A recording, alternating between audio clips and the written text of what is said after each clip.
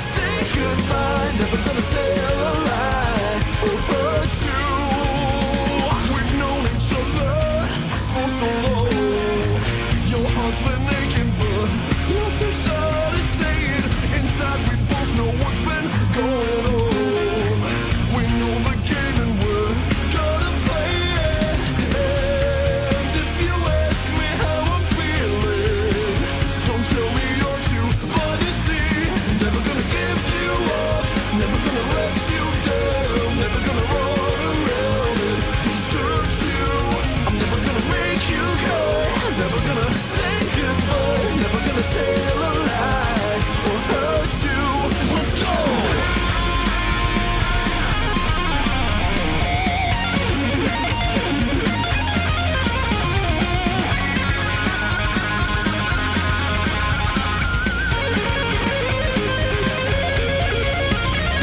And if you ask me how I'm feeling, don't tell me you're too blind to see.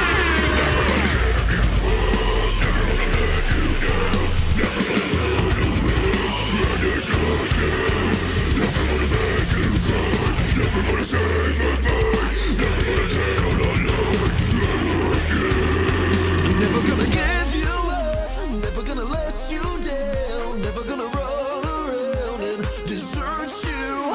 I'm never gonna make you cry, never gonna say goodbye, never gonna tell a lie or hurt you. Never gonna give you up, never gonna let you down, desert you. I'm never gonna make you cry, I'm never gonna say goodbye, never gonna tell a lie or hurt you. You've just been rickrolled by Jonathan Young and Jared Dines.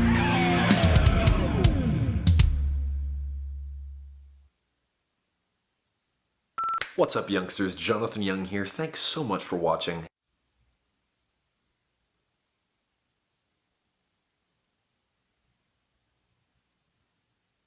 Oh, misty eye of the mountain below, keep careful watch of my brother's souls. And should the sky be filled with fire and smoke, keep watching over during suns.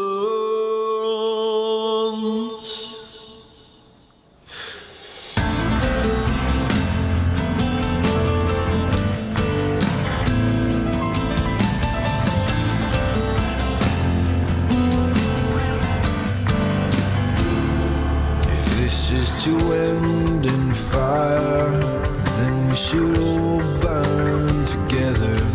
Watch the flames climb high into the night, calling out, Father, Lord, stand by and we will watch the flames burn open on the mountainside.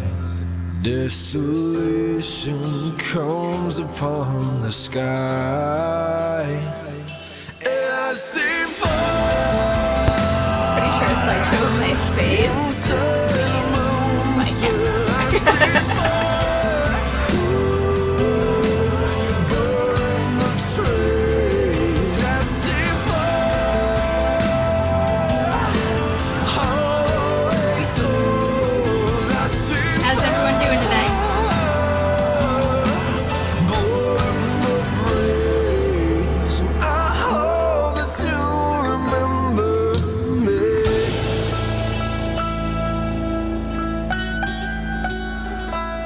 And if we should die tonight, then we Hungry? should We'll go get some food, die Skull. together.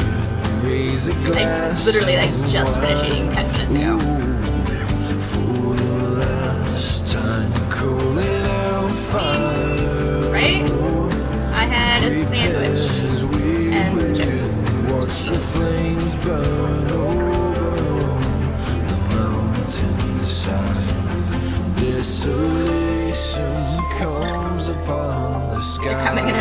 Nice. And I see inside the mountains, and I see fire.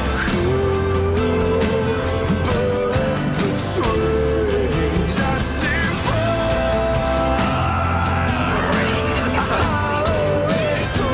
Well, since after the week you've had, especially the last like 24 hours, you kind of deserve to fall asleep. It's okay.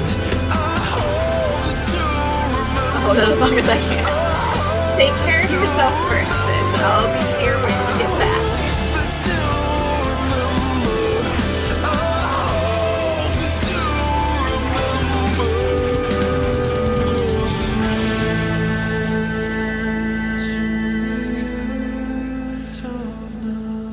Don't feel bad.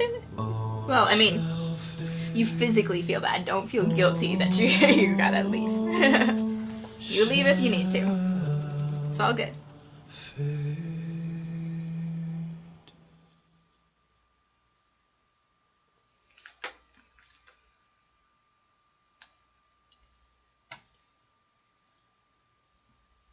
Alright, one more song and then we'll get started.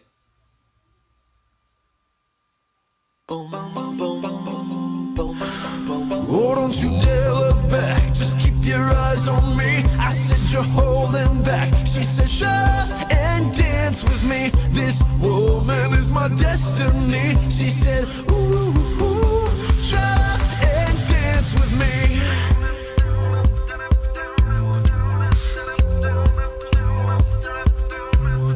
We were victims of the night, the chemical, physical, kryptonite, helpless to the face in the fading light. Oh, we were bound to get together, bound to get together. She took my arm, I don't know how it happened. We took the floor. Yeah, she told me about it. Oh, don't you dare. I got the message at like 2:30 this morning. I said you're holding back. She said stop. Yes, you're the reason for the rickroll. It's my destiny. She said, ooh, ooh, stop and dance with me. You get to see me chair dance. A Because I don't know. backless dress and some beat If my mic was muted, my disco not hear me truly sing horribly. teenage dream. I felt it in my chest as she looked at me. I knew we were bound to be together, bound to be together. She took my arm, I don't know how it happened. We took the floor and she said, oh, don't you dare look back, just keep your eyes on me. I said you're holding back. She said stop and dance with me. This woman is my destiny. She said ooh, ooh, stop and dance with me.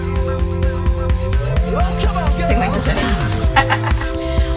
I was in choir in high school.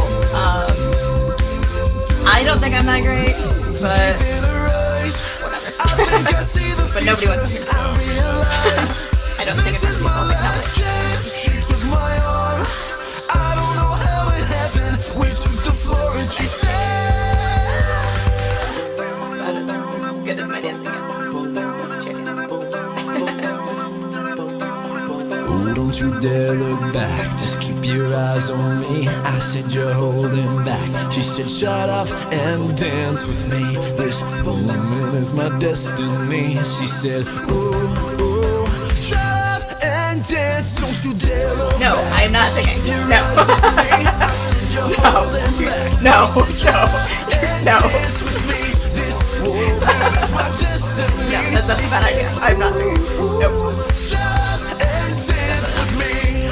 Maybe on another stream or something. I don't know, but not tonight. Dance with me.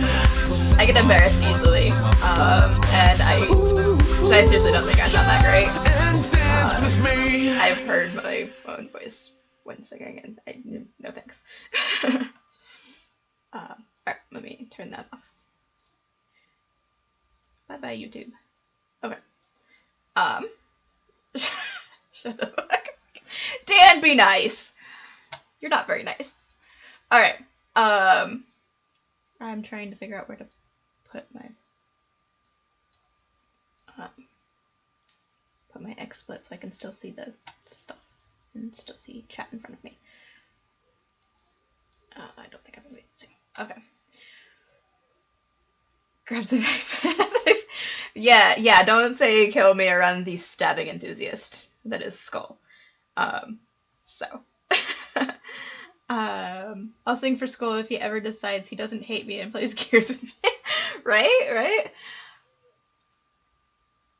Batman! Yes, the Batman command. Yes, I have commands now. If you type !commands in chat, Nightbot will give you a link to a list of commands that we have. I think Sis is just trying to remember them all. she's a little tired tonight. Everyone shows Sis some love. She's not feeling the greatest. My hair is being a butt. I don't like my hair right now. I need a haircut, like, super bad. It's, like, the longest it's ever been. Driving me nuts. Anyway, so. Right, yeah, it's like years when you're not about to die. That's the important part. Key distinction there, when you're not about to die.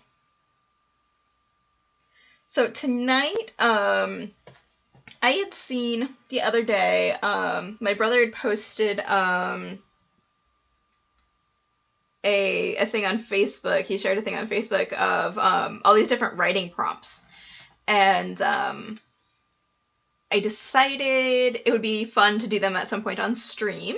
And normally I stream tomorrow on Saturdays, but it's my niece's birthday party tomorrow. It's her birthday on Monday.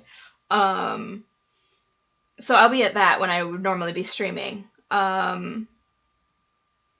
So I decided, well, let's just have a little impromptu stream tonight and have some fun with it, something we don't normally do. And I will also be streaming on Sunday, probably. Joe sounds so excited. So my brother shared these prompts, and like I said, I thought it would be a fun idea to go through these and see, see people's reactions and stuff. There you go. There's my schedule. There's at least one other weekend coming up, two weekends probably, coming up through the end of the year that I won't be streaming on my usual day. Yes, that is my headset.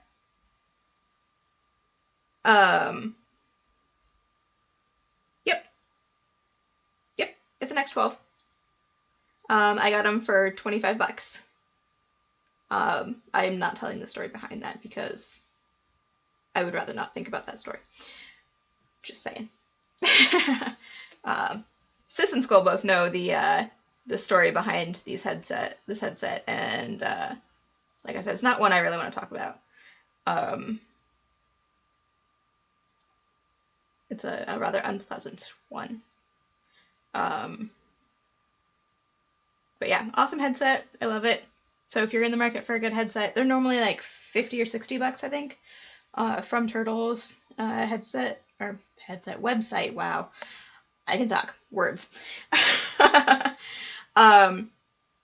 So if you guys are ready, we're gonna go ahead and get started. I'm gonna read the prompt, and then we'll just kind of discuss like what kind of things you think could happen in a story based on the prompt.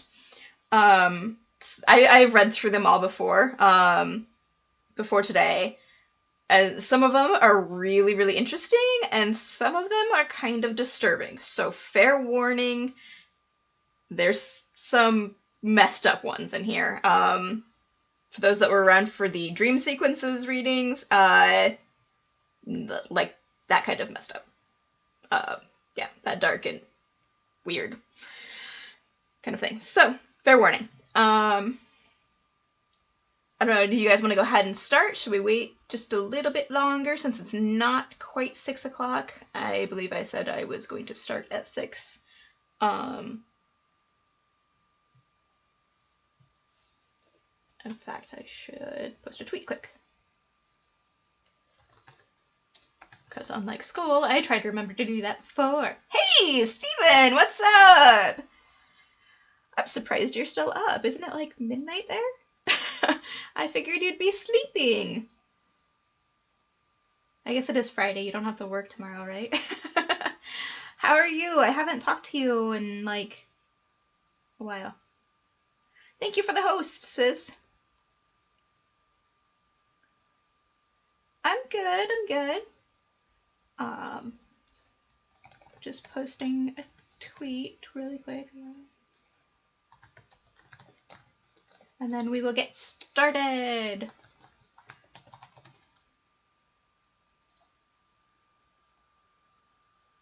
It is, but I stay up until about 2 most nights. Oh, right, you do. Well, for those of you that haven't heard, I got a job. Yay, job. So I'm pretty excited. I start orientation on Monday. Working at Walmart. I'll take what I can get, kind of thing. I don't know you, Steven.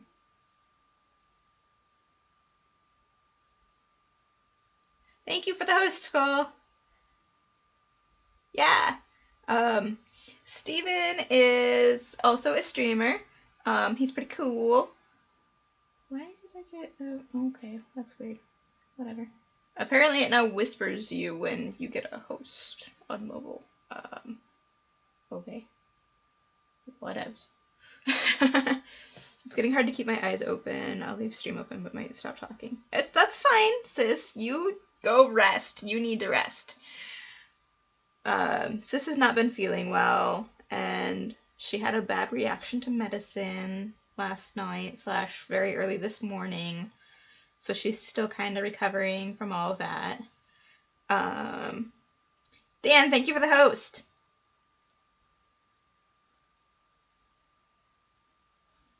You are terrible, Skull.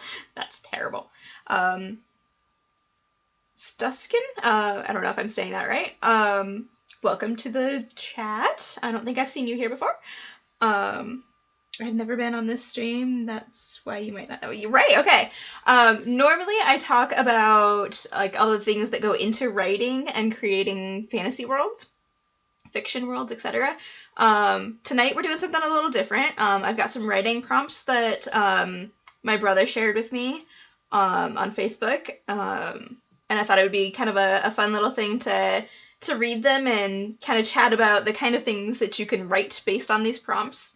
Sunday we'll be back to more of my normal streams where I read some of my manuscript and we talk about the manuscript itself and writing and all sorts of stuff. So for more of my usual, come back on Sunday.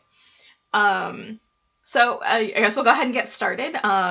Usually you guys will see my screen, but everybody kind of voted to just see my face, I guess, tonight. So here's the first one. What kind of worlds do you write about? I write fiction, fantasy in particular. I have a clan match in 10, so we can get into competition. That's totally fine, Dan. You pop in and out as you need to. I'm cool with that. Do what you gotta do, man. Good luck. Stutscan, yes, fiction. My VODs are up. I think the first read through is already down, but there's a link to my YouTube down below that has parts 1 and 2 up now. So you can watch those before Sunday and get kind of caught up. I'm gonna try and get part 3 uploaded either tonight or tomorrow, so that everybody can get caught up before we start the next part. I also need to get more slides made because I'm running out. Wow, Skull. Yeah, these are all my regular Stutskins, so you're kind of seeing the usual crazy of my chat. What was I talking about? I forgot. Oh, right, VODs. Writing is not my profession right now. Currently, well, I start on Monday a job, but before that I was a stay-at-home mom. I have 2 kids. I am trying to get published. I would like writing to be my profession. I started submitting to literary agents in May of this year. So far, no luck. Some close ones that were interested, but didn't feel it's quite right for them to represent at this time. So I'm still trying though. It's a little tough, but I am hoping to make it my profession someday. Hopefully in the near future. But okay, so let's go ahead and get started with these. So here's the first prompt. You are a detective on your city's police force. A body has been left on your station's steps. The body looks exactly like you. What do you do? For me, this one can be a couple of different things. Like, is it your twin? Is it a skinwalker? If you're not familiar with skinwalkers, there's a lot of different legends about them. Basically, they kill you and steal your appearance, is the gist of that. There's a lot of YouTubers, scary YouTubers, that have videos about run-ins with those. But this one, like I said, gives a lot of interesting ideas that you could go for. Good luck with writing. I hope for you that you become a professional writer. Well, thank you. I hope so too. So that's the first prompt. And I welcome suggestions and discussion of everything. So don't feel like you can't say anything while I'm doing this. Hey, David, no, you haven't missed anything. The first prompt is, you are a detective on your city's police force. A body has been left on your station's steps. The body looks exactly like you. So that's what we're talking about right now.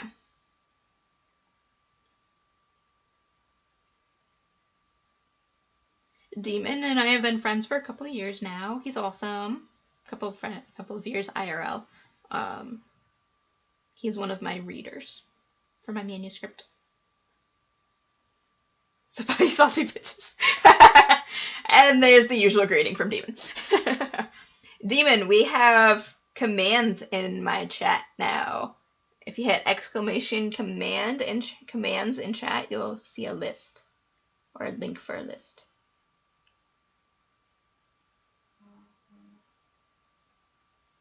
Do you have lessons in writing? Did I take lessons? No. But my stream is specifically for talking about what goes into writing. So I guess you could consider my stream one big writing lesson. The Nax salt, right? Where's Nax? Nax and his salt. I miss Nax. I miss Nax too.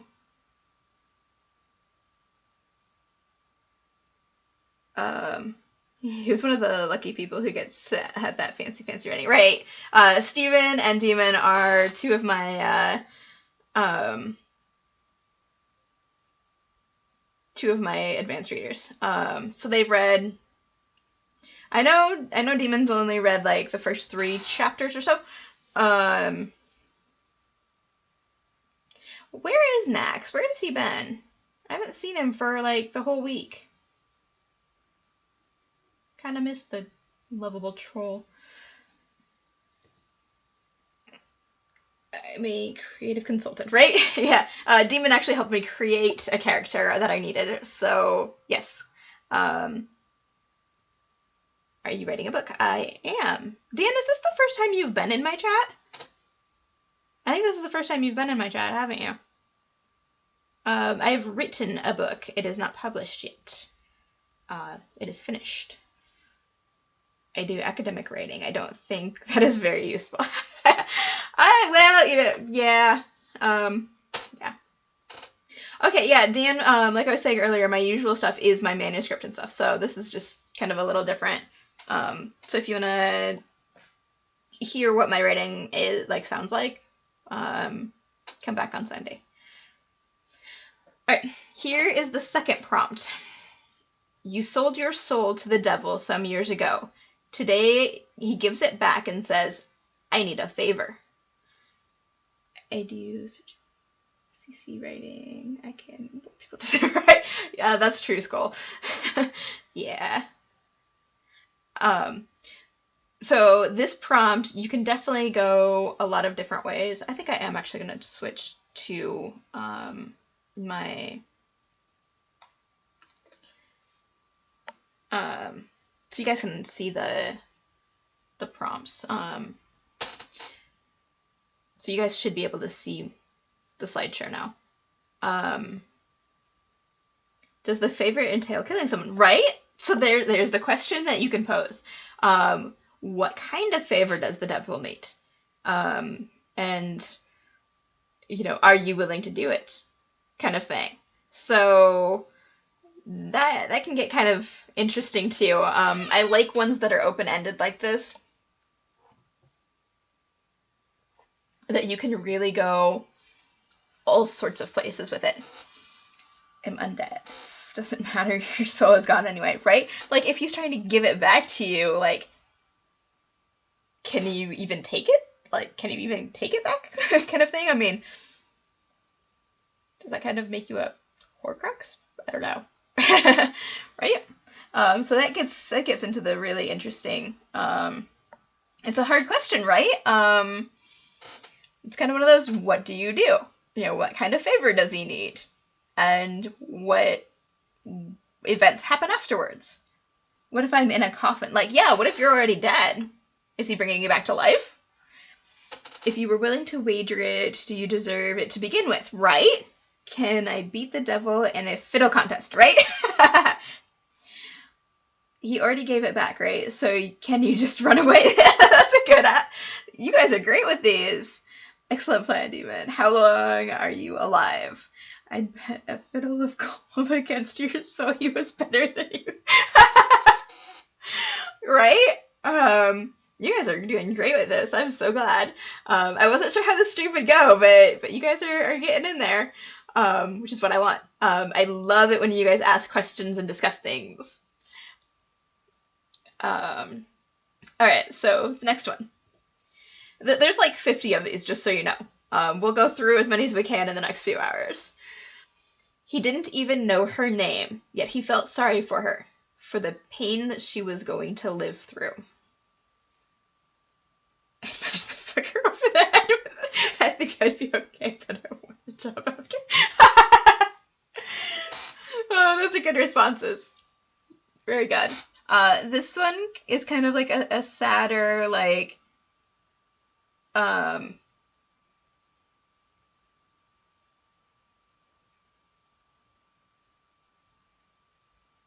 of a sadder overtone on it. I'm trying to figure out, like, it keeps telling me I have a whisper, but I don't have a whisper. I don't know what's up with that. So this one's kind of more of the, like, what, yeah, did he do something to her, or is he just a witness to it? Is it emotional, or is it, you know, physical? He felt sorry. Every girl on Teen Mom. Cold, welcome! You finally caught a stream. Thanks for the host, man, and welcome to Cold's viewers. If you want to jump in the discussion, pop over to my chat, because obviously I can't see any comments you make there. Tonight we're talking about different writing prompts. Bree! Yes, I posted on Twitter. This is kind of a random impromptu one. Is she going to give birth to his baby, right? So yeah, we're just talking about various writing prompts and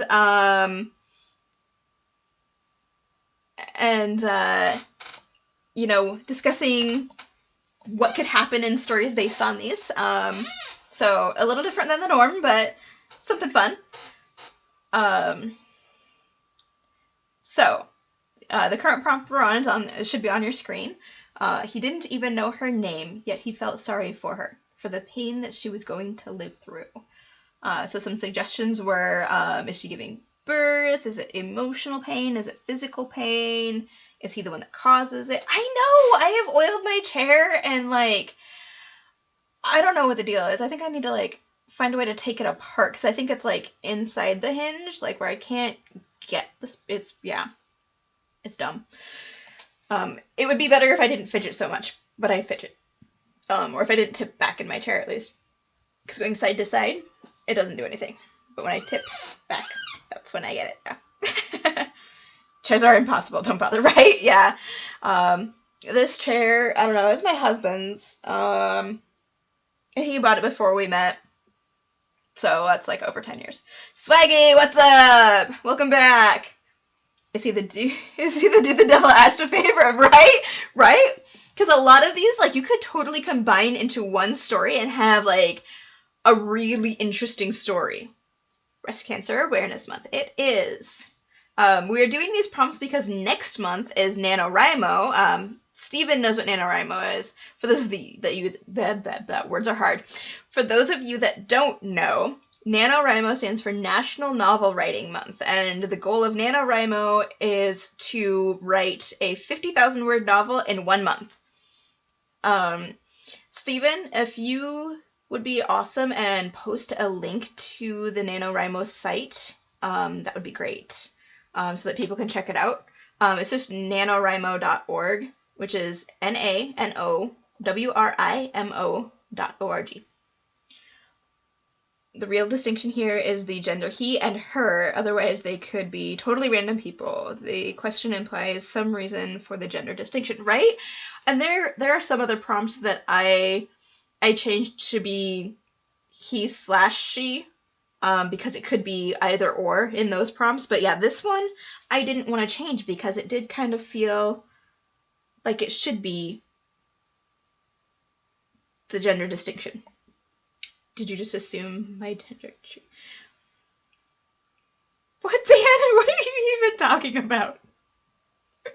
I don't even... He saw her falling on the street when she broke her leg. That could be one. Oh no, social justice warrior. No, Dan's just messing. Dan's a bit of a troll. He's from Skull's stream, so... Memes, right? But yeah, this one I didn't feel like I should change the genders that were originally in it, because it really seems like it should be he and her.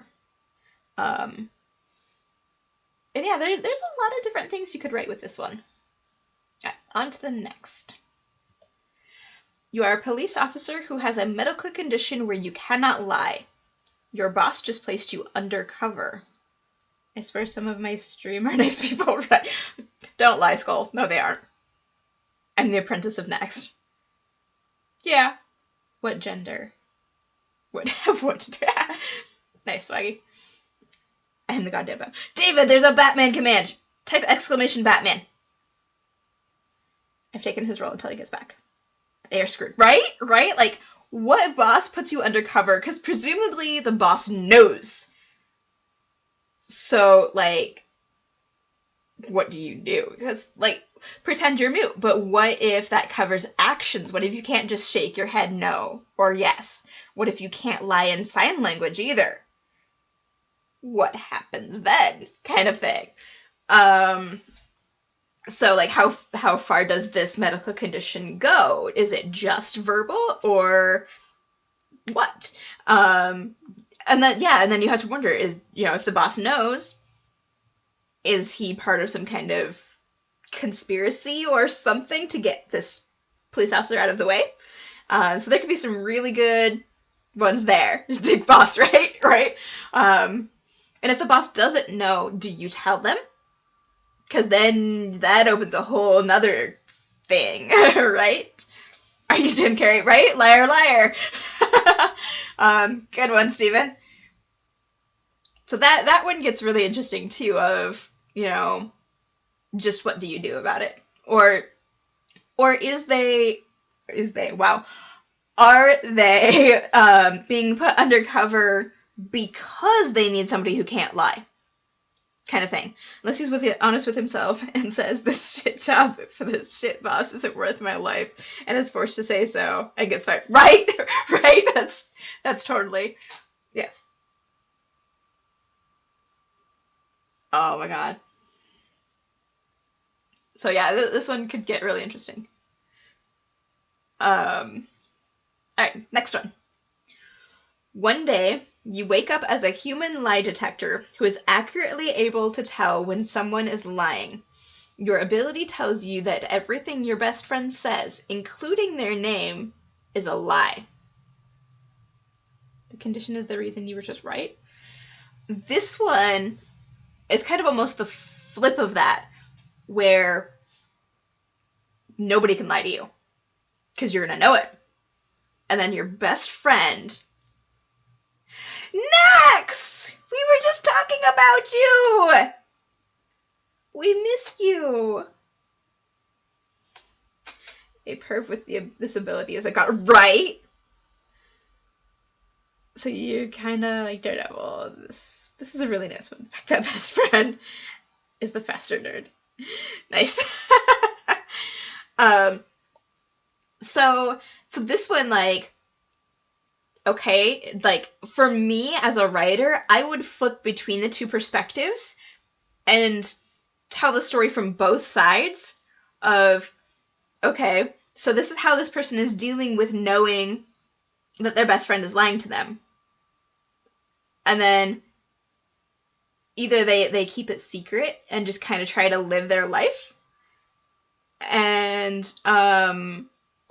then the friend who is lying is, like, you know, trying to figure out why things seem off or different between them, because now they know.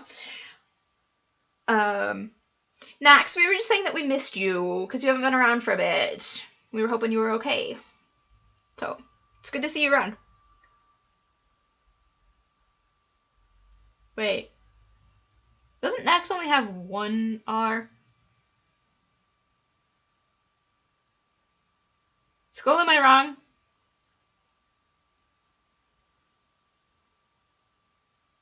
I could have swore that our Nax only has one R. I could be wrong, though.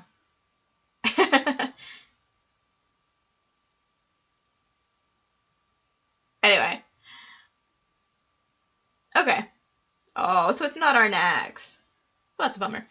Well, if you found out that your best friend was lying about who they are, fuck that person. Well, but what's their reason?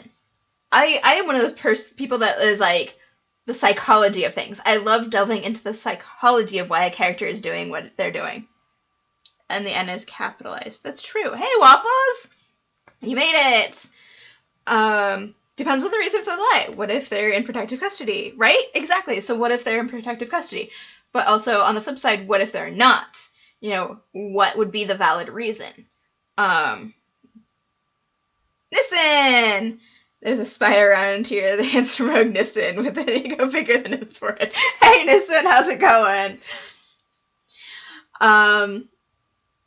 So, like, this one could get really interesting, too, because then you're really going to get into the psychology of it, in that case, if you really want to explore. What if they're undercover, right?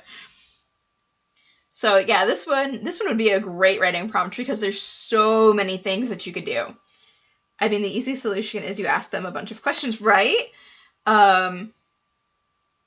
Vanishes into the shadows. So it could get really interesting to write from either perspective, really, either as the friend or as the human lie detector.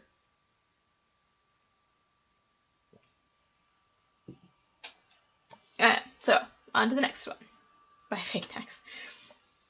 She lifted the hood of the trunk, bracing herself for the horror that would come. Her face turned white as the hoarse voice whispered, "Just let me explain." You ask like 3 questions. Are you a dick? Are you a good friend? Would you sacrifice for you? Right? That's like the 3 questions from The Walking Dead. How many walkers have you killed? How many people have you killed? And why? Alright. So this prompt is definitely like, there's a dead body in it, right? Like who's in the trunk? Why are they in the trunk? What horror is it? and what do they want to explain? So there's a lot of different facets that you could get from this. Okay, Nissen, have a safe walk. Yeah, did she do something that caused the horror that's in the trunk? Do we need to know? Right, like, do they need to know the explanation of whatever happened? Do the whole story without saying what it is, right? Like, there's the best one. And, like, even end it without even telling them. Like, complete cliffhanger. Never, no sequels or anything. It's just, nope, I'm not gonna let you explain, kind of thing. So that could be a really interesting one too, Stephen. So yeah, this one, like, what smells like blueberries?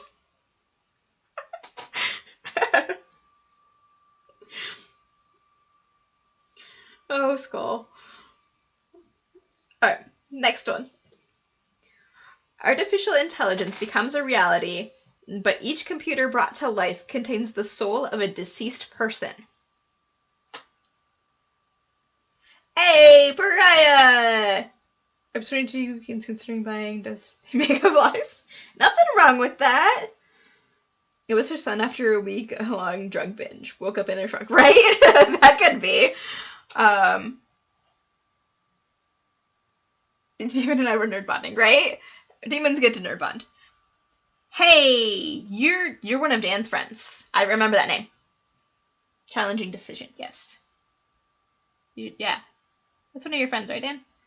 Can we put Hitler's soul in a mech body? Right? Like, what happens if it's some terrible person like Hitler? So are they already dead then? Are they really dead then? Yeah, like, that brings back the whole thing.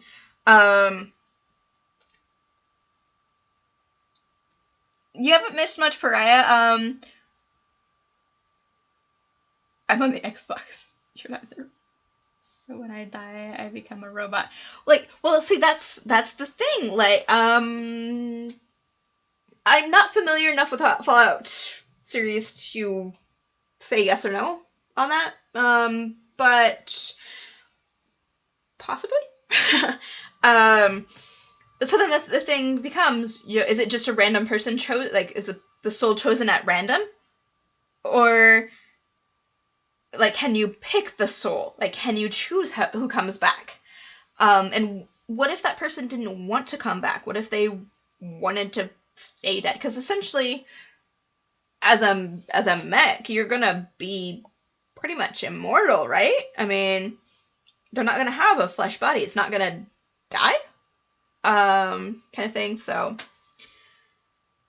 does not having a flesh body alter their existence in a meaningful way, positive or negative? Right? Would bringing them back be torture? Right? Like, what kind of existence do they get on here? Dan, he's fine. It's fine. So, like, yeah, like, well, I mean, they're machines. They're essentially immortal. I mean, yeah, you can kill them, but, I mean, they're not gonna die of old age or etc., like we normally would. So they would essentially be phantom limb sensations all the time. Right? That'd be interesting,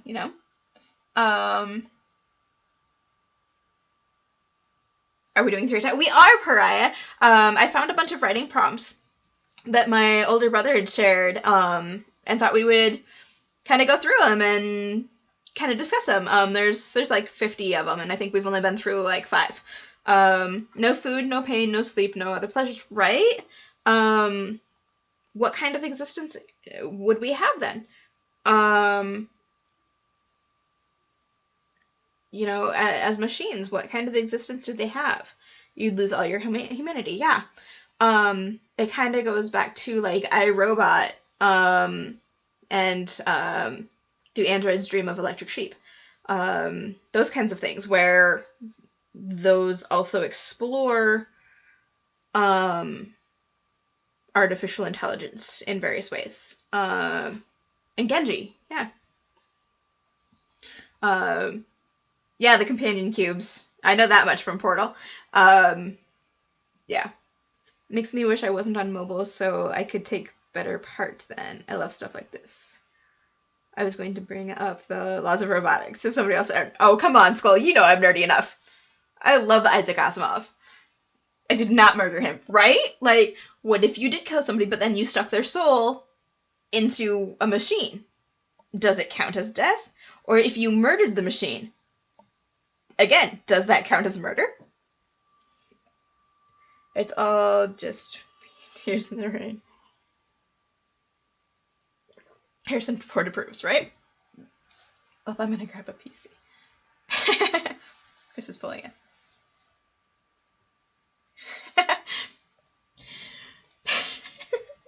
I think Dan's a little annoyed with his friends. This is tripping me out, right? Like, some of these do get really trippy. But that's the life of a writer, honestly. You read these and you go, oh my god, what if, kind of thing. You know, you take these prompts and go, I could write it this way, or, ooh, I could write it this way instead, kind of thing. So there's a lot of little different things. Little different from getting Overwatch threads, right? Right? Cole, you're not getting Overwatch threads tonight.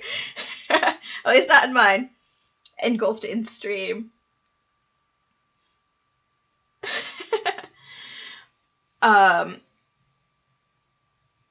Alright, so that's that one. Let's wait. Murder is described as two humans killing each other. So if you kill a robot, it's not murder. Right, because then you get into... I'm trying not to make my chair squeak. If I really wanted to, I guess I could just sit on my bed behind me, but theoretical conversation has tendency to get existential, and I love it. Right? I love it. Set up comp matches. Okay, Dan. But yeah, so like if murder is between two people, like this is almost like the whole like equal rights kind of thing. Like if marriage is between a man and a woman, if murder is between two people, does it count as murder? And if a once living human person, their soul is now in these, you gotta dumb it down a little for Cold there, Pariah. We love you, Cold. And for anybody else that doesn't really know, the fuck, I guess I'm a writer now, right? Nick has been bamboozled. Yeah, poor Nick. Basically, like, theoretical discussions like this, might be unlawful killing, like, Thanos, right? Like, if people's souls are in these machines, do we consider these machines as people then? Do they have the same rights as flesh and blood people, or do they not? Kind of thing. So you can go either way on those too. You're fine, Nick. It's fine. Feel free to ask questions. I do not mind stopping and explaining things. But you can kill with a hunter license, right? I think the moment the mech was given sentience, it would then in turn be murder if and only if the sentience was destroyed along with the mech body. Okay, so what Pariah is saying there is that basically if it is like self-aware like we are, then it's murder. Like if it's an actual person. But if it's just like code that's running like it, look at the movie AI. Like, yeah, AI, artificial intelligence, with Haley Joel Osment, is a good example of what can happen. When your best of 3 won't start on 2 counts. Oh, that sucks, Dan. Whereas, like, anyone seen the Animatrix shorts? They cover what that relationship is like between the first sentient robots and I've not seen that, Skull. I keep meaning to, and then I forget to. I've not seen Ex Machina either. But AI is definitely a really good one. So if you died and got put into a body and someone kills you, that's murder because you take over the body. But it's a machine. It's not a biological body. So does it count? And that's something that you as the writer would have to decide. iRobot, yeah, exactly. When Sonny is accused of the doctor's murder. The idea of truly artificial intelligence is utterly terrifying. Yes! Machine lives matter! There it is! Hey sis, you're back! Great movie that covers this stuff. Yeah, there's a lot of great movies that cover things like this. But you become the robot. Right. So if you are the robot, that means you're sentient, and then it does become murder. We need to define human then. Exactly. You as the writer, when you're writing this, you get to choose. So your story can be that no, they're not defined as human, or yes, they are. And then you go from there. So this one is a really good prompt, if you ask me, because you can go either way, and all the little branches off of it that you could go for. You need to define murder too, right? Is it between, or define murder as the killing of a person, a flesh and blood person? I will elaborate on that a little bit there. There's a teddy bear, it says. What is a human but a bipedal beast that runs en masse over the world? Yes. Yes. Pariah's got it. One that thinks and makes choices and has a concept of life beyond its own existence. Yeah. I can see you guys are really liking this one. Yeah, this can go a lot of different ways. Definitely. Or just a person. Maybe digitals are people because of sentience. Interesting. Technically speaking, humans are no less animals than dogs. We just hold reign over the earth. Right, exactly. So would artificial intelligence eventually hold reign over Earth instead of flesh and blood humans? Because eventually, do they continue making when you step into Pariah's nerd area, right? No, I'm loving it, Pariah. Because then do they continue making computers so that souls continue to be put into the computers? Do they make newer and better models? Can you transfer a soul to different ones? What if it turns into Terminator, right? Artificial intelligence is just that. It's not organic. Right. Which comes back to the whole, they would lose their humanity, essentially. Their sense of humanity. So yeah, this one gets really interesting. Colin Diamonds. Alright, next one. You made a deal with the devil to take your firstborn child. You become a father or mother, but the devil doesn't come. This one was originally you become a father. Is there a self-destruct button? I would think there would be. Bye, Dan. Have fun. As sis would say, have fun, make good choices. This one would probably go better as you become a father rather than a mother, because that wouldn't really make sense. But, I mean, you could do it from the mother's point, because, what if she adopted? Then, is that technically her first kind of thing? Suppose that there was an unknown miscarriage, right? Exactly. That could be one. Because,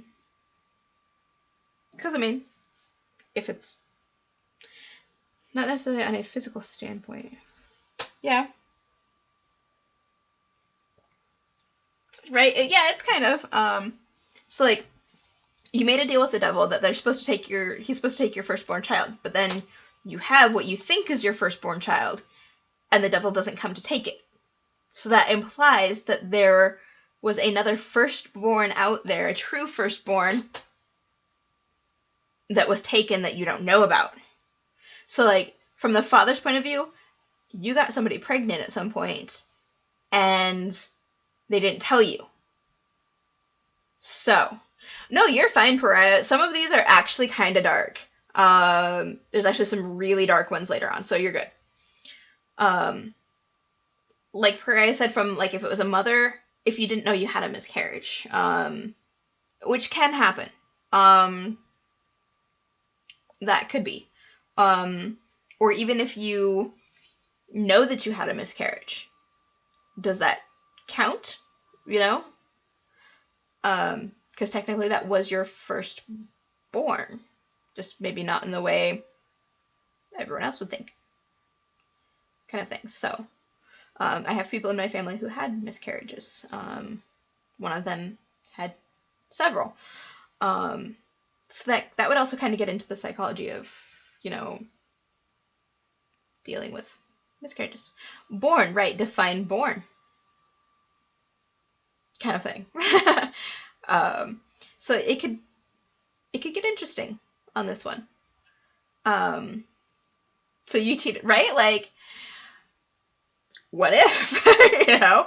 Like, that's another interesting way. What, you know, did they cheat, or was it, you know, previously?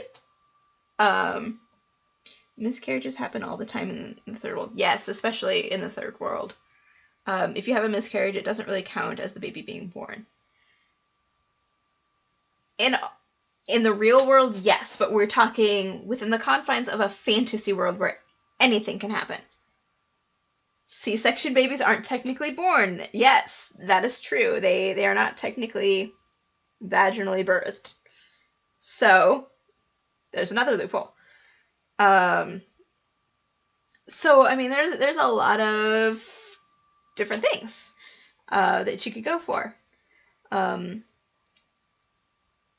Because normally you would see this from the father's point of view, that, maybe in their wild days of college or something, you know, they had a little too much fun one night and had, you know, slept with a girl and she got pregnant, but she didn't tell him, and that baby got taken. And here he is, years down the road, married, ready to start a family, thinks he's having his first child. It's not, kind of thing. And that would be why the devil doesn't show up. But then, you know, what does the guy do? Does he try to contact the devil and say, hey, why didn't you take my kid? Kind of thing. Tumor baby, happy removal day, right? That's kind of it. So like this one has a little different thing to do too. What if you're one of those teens that abandon your baby in the trash like you hear on the news all the time? What if the devil is just waiting till later, right? Like, what if he takes your firstborn, but it's not just, you know, right from birth? Like, all of the, you know, stories always say they come for them when they're firstborn, like, literally firstborn. What if the devil is just waiting till later, right? Yeah. Just wants you to establish an emotional connection and hope for their future first, right? Because then you get attached and you start to think, okay, he's not coming, you know, whatever kind of thing. And then sometime down the road, then, you know, these things are just reasons why you don't barter with immortal beings. Just don't do. You want to die? That's how you die, right? Exactly. Alright. We can move on to the next one now. A shapeshifter suffers a head injury and loses his or her memory. They can no longer remember their original face. I saw a lot of comments on the original post this is from, of people going, well, why don't they just go, Devils in the baby? Steven. Oh, yes. That could be an interesting. What if I take you? Yes. That could be a whole interesting other. Because then you get into, like, The Omen with Damien.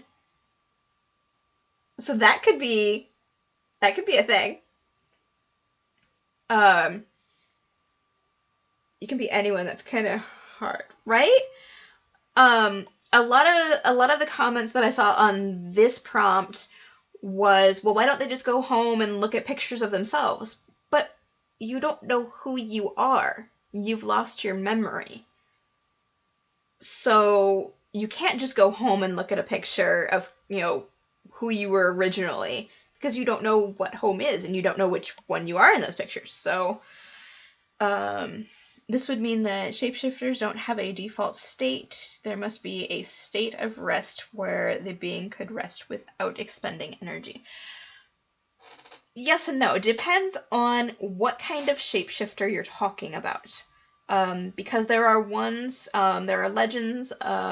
Native American legends, where shapeshifters, their original form is an animal.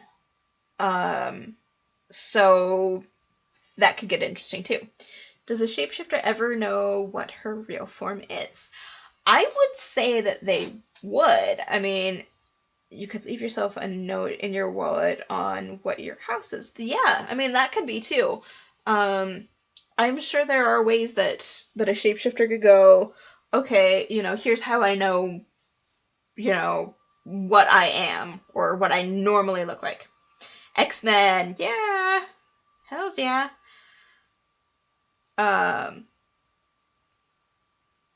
Getting back to what Pariah said, though, it depends on if you're basing it off of an actual legend or not. And Coldheart brings up a good question about, does a shapeshifter ever know what her real form is? I would say that's up to you as the writer. I personally would probably say that they would be born with a specific form to start with, and then at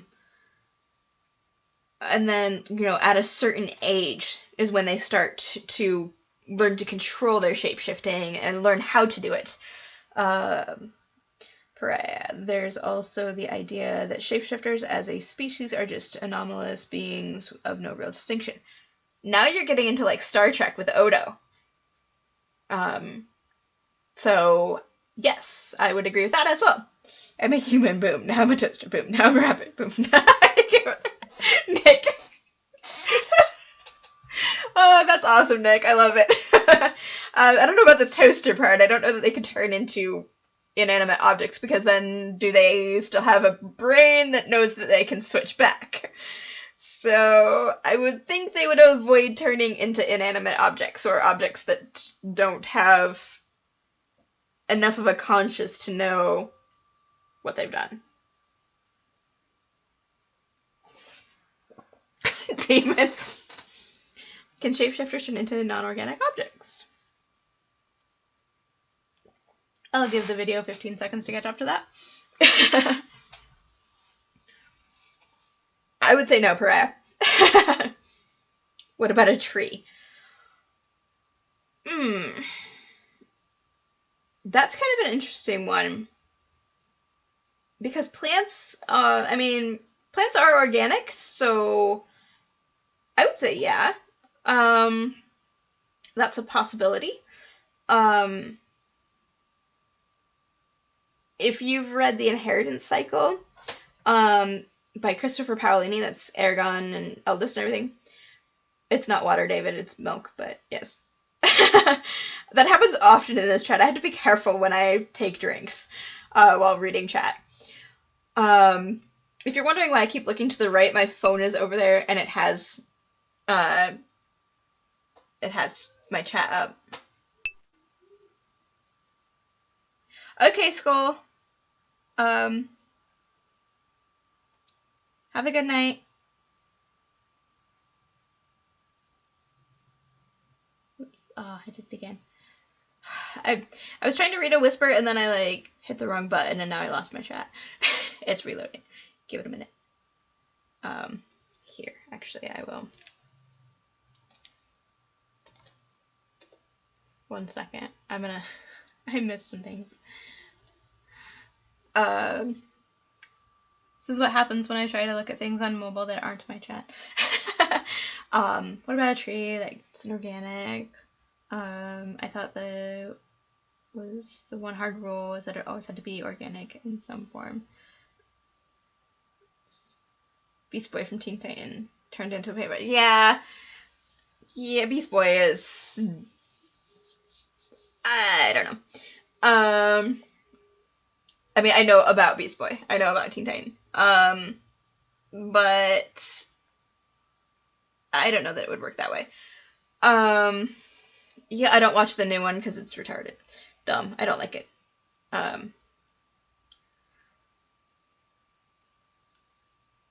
But back to the whole tree thing. I was talking about The Inheritance Cycle by Christopher Paolini. I reference that series a lot because it's really good writing. And he has a lot of more unique ideas. In it, there is a tree in the Elvish Forest that an elf sung herself into the tree. So she is the tree is it, is her kind of thing. So the tree has her sentience, or however you want to look at that. She's aware of the world around her. She can communicate telepathically, kind of thing. So there is that. So I would say something like that, then yes. Otherwise, it's kind of iffy. But those are good questions. You guys are doing good with this. I like it. Like from Kirby. Like the game? At that point, it's no longer just a tree, but would classify as an ent. Yes. Well, if we're talking Lord of the Rings ents where they have like an actual mouth and can move and things, the Manoa tree from Inheritance is not. Or at the very least an elemental. True. The Manoa tree is not quite the same as ents as they are portrayed in Lord of the Rings. She does not move. She doesn't really interact with people unless she absolutely needs to. So, not quite like ents. An elemental means they can use more than one.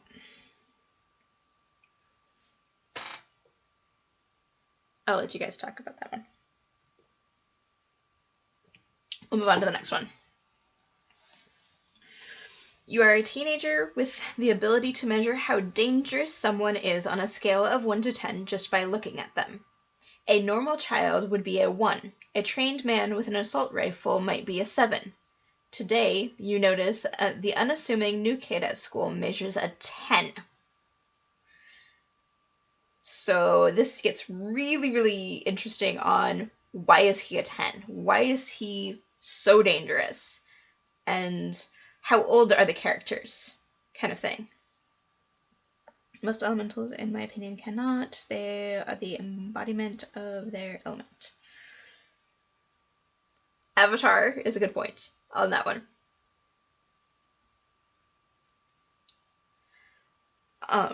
But moving on to this prompt, it does bring up the question of why is the kid so dangerous? What about him is dangerous? Is he dangerous to himself? Is he a danger to others? What kind of danger? How do you wield this ability? Keep tabs on him. If you find out what he's up to, call the cops. No, not element benders. The elementals, I mean, are quite limited. Right. I know what you're talking about, Pariah.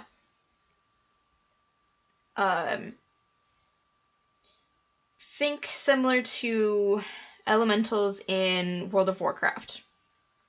You've got the air elementals that you fight at times, or the rock elementals. Yeah, benders classify as elemental manipulation. They aren't elementals. They are benders. It's a fine distinction.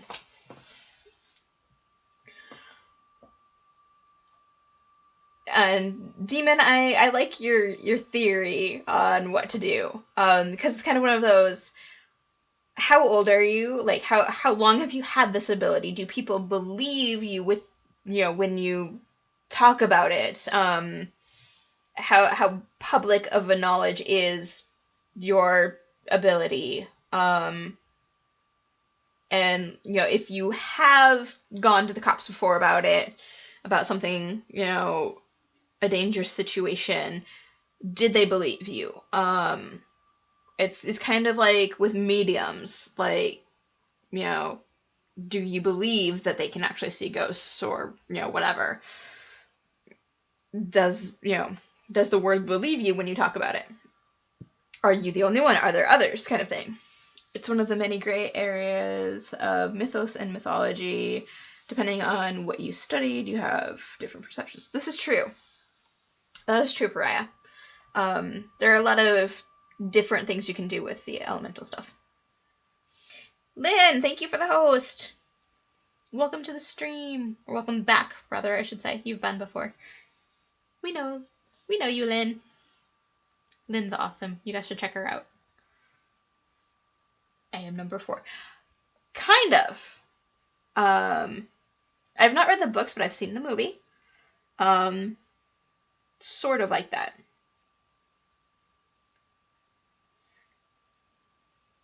Like, I don't know.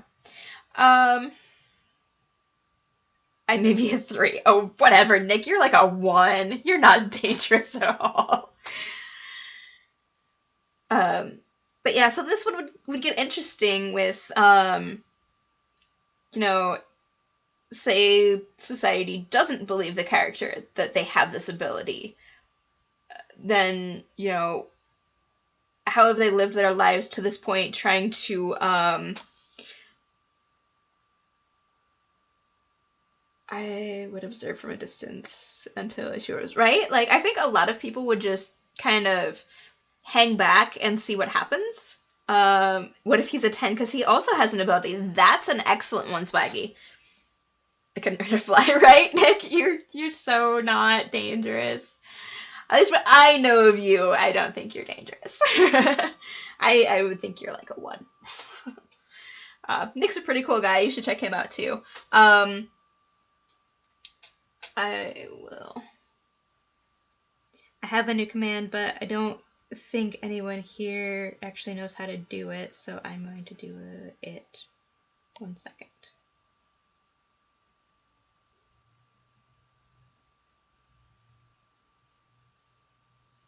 There you go. Follow that link and give that dude a follow. He's awesome.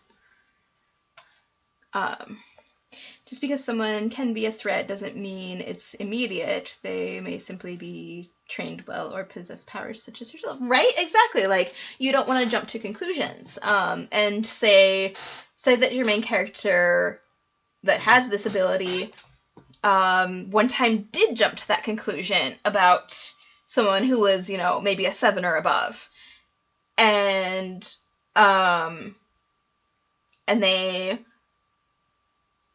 jumped to that conclusion that the danger was immediate, and they went and told somebody, but then, basically it was they wrongfully accused somebody, and they didn't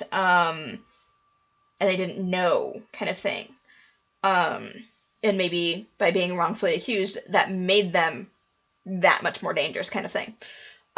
So, like, you could really start with the character learning that they have this ability, and then kind of over the course of some chapters, like, learning over, X number of years how to deal with it in various little stories of ways they went wrong or ways they got it right, leading up to meeting the new kid.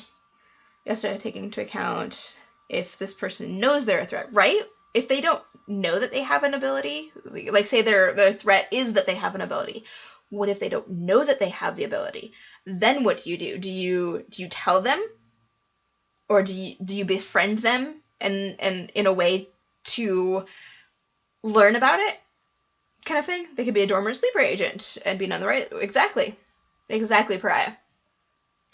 So there's a lot of different things you could do with this prompt, which I think is what makes it a really good prompt, is all the different things you can do with it. Robot. All right, and we'll move on to a new prompt now.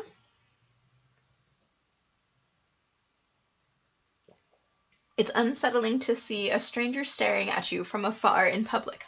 What's worse is seeing the same person staring at you from your front porch when you arrive home. So this could be a couple of different things. And it's a really open one. Hey, you're a 10. Oh, thanks. Oh, I mean, you really did just... Nick, that goes along with all of the pickup lines that you guys were doing in Waffles chat earlier today. Like, that could totally just, like, go horribly, horribly wrong. But I totally like that one. Hey, you're a 10. Oh, yeah, thanks. No, seriously, you're dangerous. I'd like a paranormal take on this one personally, right? Like, what if it's a ghost? Like that could be interesting. Or something along those lines. I'm headed back on WoW to finish up what I was doing. Have fun. Okay, I'll talk to you later, David. Have fun killing demons and things. Particularly to the tune of an unknown medium or seer standpoint. Right? What if they don't know that they're seeing a ghost or something? It's the CIA, right? What if it's the government? What if it's a secret agent? That could totally be too. Or what if you actually do know the person, but like you don't remember? Like it's somebody you met in passing, kind of thing. So like it could turn dark in a different way of, you know, they're a stalker or something, kind of thing. So that could get really interesting as well. There's a lot of things you could do with this prompt, and a lot of different ways you can take it. It's your father that ran away when you were born. Oh, that's kind of a sad one. Right in the feels, Nick. Come on. Or you could go with the old trope of long lost stalker, right? I mean, a lot of people don't know who their stalker is. I mean, you see it on shows all the time where it's somebody who, like, you met briefly and they made this whole fantasy out of that meeting, but to you it was just, you know, a thing, like a passing moment. And Jake hits me, I'm watching Nick. Speaking of stalkers, some of you missed the beginning where Real Gaming 2477 was talking about my headset. What if you were married to him in a past life and he remembers you, right? I'm gonna take a moment here, guys, and talk about something that I haven't talked about since I first started streaming regularly. Real Gaming 2477 pointed out my headset earlier, as it was the first time that he's seen it. My headset is a Turtle Beach X12. I got it off a for sale app that's kind of like Craigslist, for about half the price that it is on the Turtle Beach website. Some of my mods know this story already. I haven't talked about it since I started streaming, but I bought the headset, met the guy in a public place and everything, and yes, I mean guy. He was nice. I don't really remember much about him. We had exchanged text numbers, cell phone numbers, so that we could coordinate, meeting up to, pay for it, basically. And he proceeded over the next 3 days after I bought it to text message me back and forth, telling me how sexy it was that I'm a gamer, how my husband's so lucky to have a gamer girl for his wife, and all of this. And he became very stalkerish. There were multiple times where I reminded him that I am married. I was not interested in him in any way. We could be friends, but he was not getting anything else from me, and he refused to take no for an answer. So stalking is kind of something that hits a little close to home for me. So I don't know that I would go the stalking route. While it comes up with this prompt, I personally would have a hard time writing that type. Yes, Swaggy, I told him that if he did not stop, I would block him. And so I did block him from my phone and from the app that I bought it from and everything. He has no way to contact me now. I did file a police report so that all my bases are covered should he try to contact me ever again. The only place he could actually find me now is on this stream, which is why I have a 0 tolerance policy for harassment or anything like that.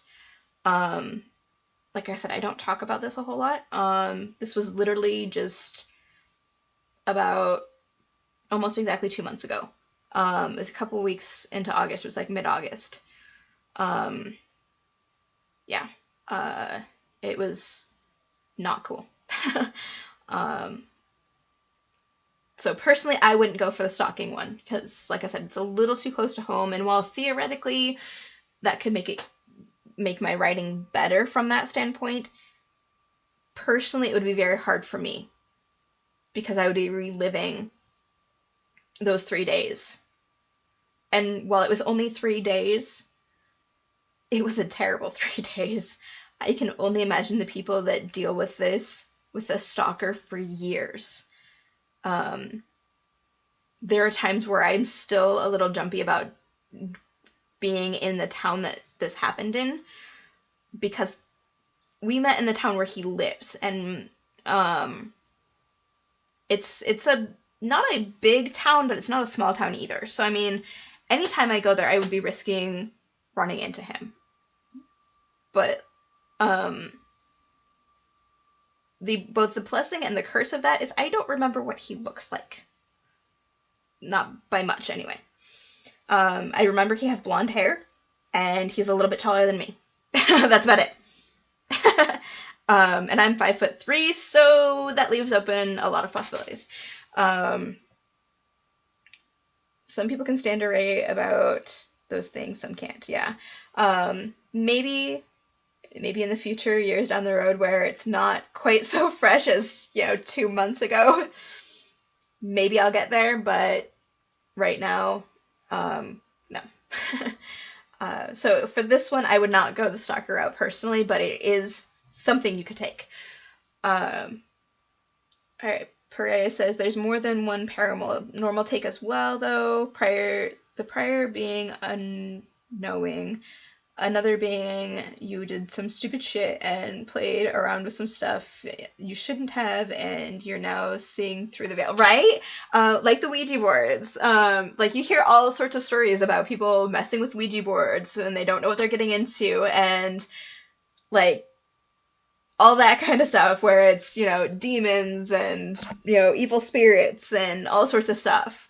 So yeah, you could really go the paranormal route really well, I think, with this one. It would be a really interesting one to do that with. So I would definitely say paranormal with this one. Fuck Ouija boards, right? Right? Yeah, don't mess with Ouija boards, guys. Yeah, no, never a good idea. What? My cat is like peeking in to the door. You really don't joke with that. What, dude? Is it time for bed yet? If you guys are tired, yeah, you can get ready for bed. Okay. Make sure you get everything picked up. Okay. Close my door, please. You don't have to close it all the way. Just there you go. That's fine. That was my son. You guys all just heard. That's my almost 6-year-old son. He was asking if it was bedtime. That movie is coming out soon. Not gonna go see it. Right? No. It looks like it'll be a great movie, but I'm so not gonna go see it.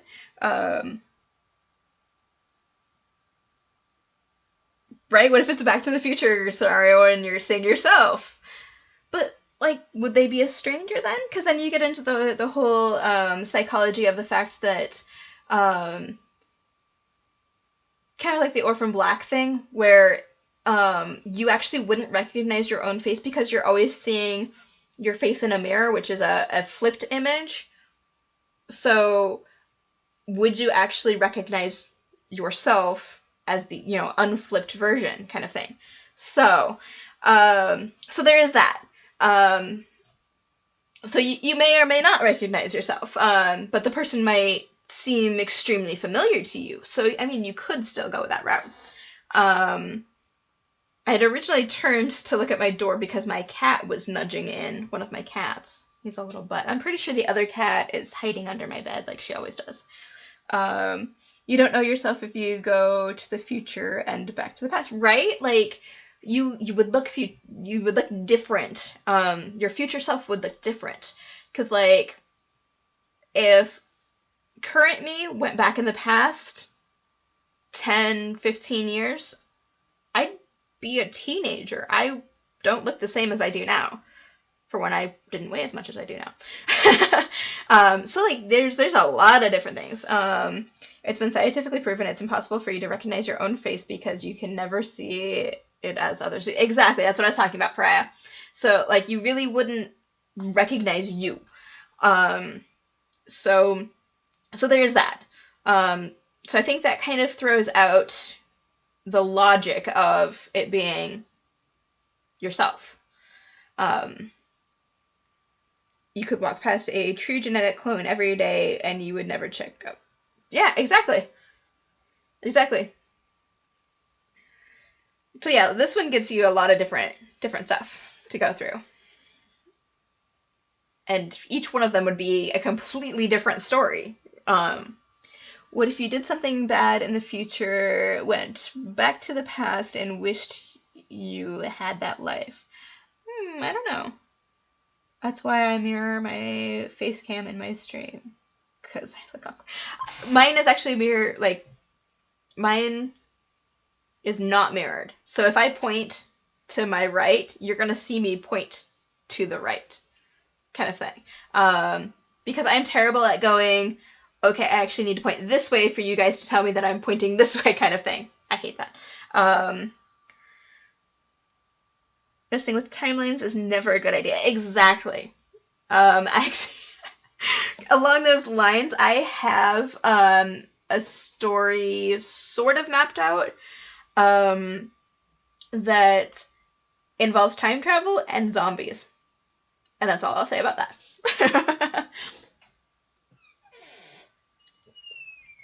What? Do me and Joe to get dressed right now? I told him if you guys were tired, you guys could go ahead and get ready for bed. Just make sure you clean up everything. Okay. When Daddy gets home in like 5 minutes, though, you're still gonna probably have to go to bed anyway. But when are you going to be? Not until after you're in bed. Don't whine. Can you close the door? Yes, go. And that would have been my daughter that you guys just heard. Asking pretty much the same thing as her brother. This happens like 20 times a day. My kids do not communicate. Nope, that was my daughter, Steven. That was my daughter. She. My daughter is 8.5. Yeah. They're adorable when they want to be. The butterfly effect will fuck you up hardcore. There are already infinite timelines where you're happy. Right? Like, yeah, that gets into, I have another one that that is sort of like that. Multiverse theory. My current manuscript actually isn't a multiverse necessarily. It's not variable timelines. Well, I guess it's more multi-dimension. There are other dimensions, but like copies of us don't exist in those other dimensions, kind of thing. My mic always likes to move. My mic. The multiverse theory is so cool yet terrifying all the same, right? It is. It is. It really is. I forgot where I was going with the multiverse part and timelines. Nope, never mind. Multidimensional is really fun though, right? One of my main characters, Bree, thank you for the host. In my main manuscript that I've been reading on stream, one of my main characters is actually from a different dimension where everyone has the element bending type elemental stuff. Yep, one day you're normal on Earth, Earth 2 you're a murderer, right? Yeah. There could be another universe that is just like this one, except we're not talking about this right now. Exactly, Nick, right? But with multidimensional, you don't risk collapsing the fabric of time in on itself. Exactly. The way it's set up in my manuscript is that there is some technology, not a lot, but advanced enough that they figured out how to create portals between the dimensions, which is actually done more with magic than it is with technology. So, if that makes sense. So yeah, it gets interesting. Alright, next one. Which goes along with the paranormal stuff that we were talking about with the last one. There's a teenage boy covered in blood living in my closet. He's kind of shy, but he's okay for a ghost. There are so many universes to the point that you just have one less hair on your head, right? So this one kind of brings up an interesting one of, okay, well, have they met many other ghosts? Like, what kind of ghosts are they comparing it to, kind of thing? And, what about the story of the boy? Like, why is he covered in blood? How did he die? That kind of thing. So this one would really be a paranormal, and it could delve into a lot of different things. Did he murder somebody? Was he murdered? How is he covered in blood?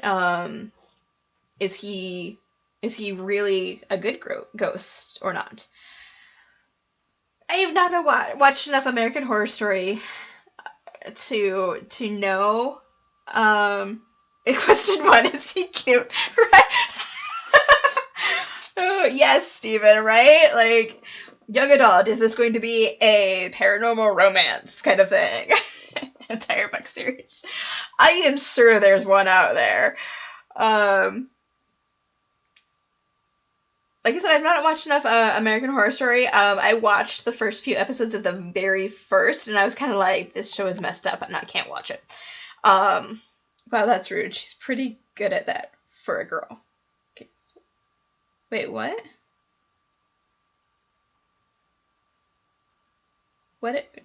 Nick, what are you talking about? I'm confused. Did I miss something? Question 2, does he have abs? Sparkly abs, right? Is he a vampire ghost? Nick, what did I miss? I guess I don't know what you're talking about there.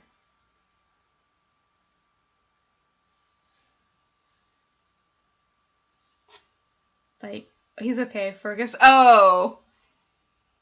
It's like saying she's pretty good at that for a girl. Like, no, I think that's supposed to bring up, like, the whole idea of, maybe this person has talked to a ghost, or, they're not as scary as other, ghosts kind of thing. So, like, I see where you're coming from, Nick. Vampire ghost, how? Well, I mean, there are ways to kill ghosts. Wow. Well, there's that too. But there are ways to kill vampires. So, I mean, you could theoretically have a vampire ghost, maybe? I don't know. Question 3, can I touch the cute ghost boy? Steven, look what you started! You started all of this paranormal romance. I don't write romance, guys. Like, there's romance in my stories, sure, but I don't write romance novels. My mom reads romance novels, like, exclusively. I've read a few. I'm not a fan. Not my kind of thing. It's all good, Nick. All good. Why is he in your closet? What is he running from? Right? Like, that's where you get into more of the story about the ghost. And why he's in the closet. Why is he dead? Why is he covered in blood? All of that, I started a $1 million series of films, The Fine Ghost Stories. Nice. Very nice, Steven. Yes. Yes. So yeah, this one could get interesting. I mean, there's no way around the whole paranormal aspect since you've got a ghost involved, but there are different things you could do with it, sure. Alright, next one is, you stumble across an article online about a brutal murder. There are pictures of the victim. It's you. Are there ghost hunters, right? Right? Are there ghost hunters?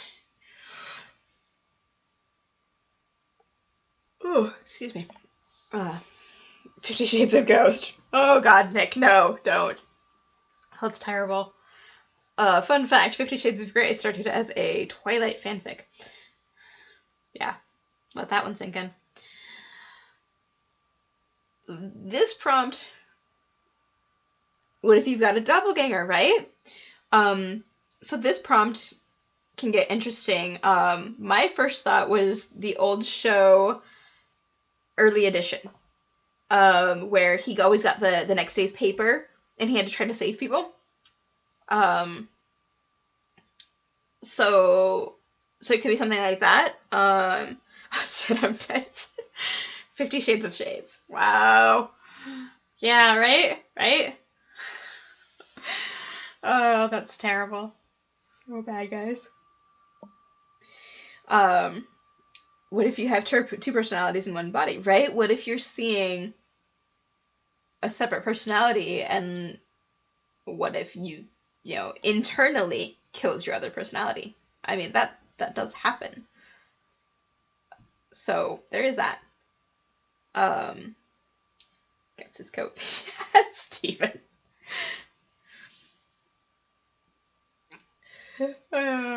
You guys crack me up. I love this. But yeah, so this one's maybe not quite as many possibilities, but I do like the possibility of, what if you're in the past? So like it's a past life kind of thing? Because that could be interesting. What if the article is dated in the future? Right. So like that gets into the early edition kind of thing. Where you're seeing it, yeah. So that could be interesting, yeah. I'm faster. So yeah, that could be it. I mean, there's not as many ways that you can go with this one as a writer, but welcome back, Challenging Decision. How's the computer stuff going? I guess I didn't even know what you guys were playing. Oh, what if it's dated before you were born? Now, see, that could be interesting.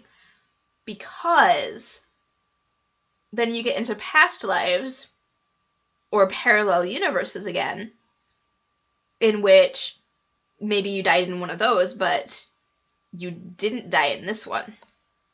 Or you're still going to die, Because maybe the article is dated before you were born, but the things in it pertain to present day or future. And so then you don't know when you're actually going to die. 1 second, guys. Can I be done? Me too. Yeah, go ahead. Oh, watch out for the cat. Don't trip over the cat. Just me. Porky. What are you doing? He's fine. Go. Kitty. My kitty. One of my kitties. What if you wrote the article, right? What if it was your own article? Get up on the bed. That's where you usually go. No, I'm not picking you up right now. My cat is meowing at me because he wants picked up. No, don't pick. Well, if you're going to put him on the bed, that's fine. Get off my bed, AJ. I'm gonna put him on it. Be gentle. Hey. Hi, Porky. What does that say up there? Does what say? That there. It says family birthdays and it has all the months. Hey, pay attention. Does it show mine Dude. anywhere? Dude, pay attention to what you're supposed to be doing. Does it show mine? Yes, yours is up there. Where? Well, when is your birthday? April, that's April. Yeah, just do your mouthwash. With mine. Yours is in December. But this is mine December. Yours is the only one in December. Mm. Sorry, guys. Gotta parent a little bit here. My husband's not home yet. There you go. Or did Daddy just walk in? Just walked in and he's sitting on the couch. Well, then why didn't you take the mouthwash to Daddy, Goober? Mwah, love you. Mwah, love you. There, now you guys have seen my kids too.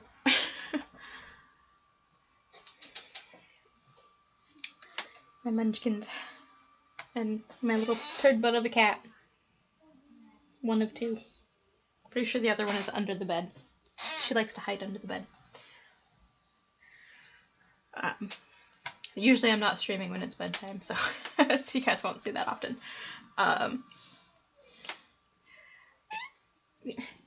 Really? No. No. No. Okay, so now you see the cat. This little attention whore here is my cat. Because he's a butt. Right? Yeah, you're a butt. No, you're not sitting on my lap right now. No. Yeah, I love you too, cat. Well, this is helping me, right? You missed my kid saying goodnight. That's about it. That cat just has a fuck you to face right now. He wants attention. He loves attention. It's more like, why aren't you petting me? This is my cat, Porky. Yes, you terrible, poor, neglected kitty that gets no attention ever, ever, ever. I'm kidding, guys. He gets lots of attention. Trust me. He just likes to beg for it. I don't know if you guys can hear how loud he's purring. Pet the fat baby. He is a fat baby. Are you kidding me? Come here. Wah. This is my kitty. Kitty. Attention here. Yeah, the 12 viewers. Right? Right? You all come for the cat. I know. You're really here for the cat. You're not here for me. It wouldn't be a stream without a cat. I don't know if you guys heard my husband just now yelling, it wouldn't be a stream if you didn't have a cat. Right? Go lay down. The cat gets more viewers than I do. Right? Right? That cat is legend. Oh, come on, Nick. You'll get there. He looks so huggable and squishable. He is! He's a huggable, squishable kitty. He's pretty tolerant. He'll let you do just about anything to him. Kitty stream is the best stream, right? Right? Alright, so alright, getting back to the prompt. At a park bench, an unfamiliar man. Really? Really? You're gonna do this right now? Did I kick you out? I'm gonna ignore you now. At a park bench, an unfamiliar man sits next to you and glances at your newspaper. Unnerved by his presence, you hand it to him with a nod. He takes it, nods back. places his briefcase by your feet, and walks away. He is a very loving baby pariah. He's a 6-year-old baby. Kitty is a butt. Kitty is a butt. He seriously is a butt all the time. He likes to headbutt people too. What are you doing? What, you gonna go up on my footrest? Is that what you're after now?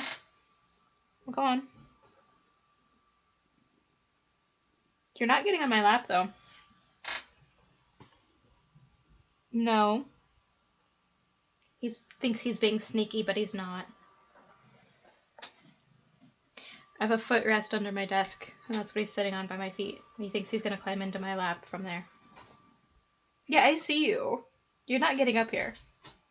This is totally distracting. What if he's a secret agent dropping off intel that is classified? Right? Like, that's really... I don't know that there's much you can go, with for this one other than the usual. Kitty wants the interwebs too, right? Oh, trust me, my Twitter feed is full of cat pictures and kid pictures and nerdy stuff. You're not getting on my lap. No. Get down. Down. Down. Don't be a butt. Come on. I'll kick you out. Get down. Down. Be a good boy. Yeah, like with this prompt, I don't think there's much you can go for than other than the the usual trope of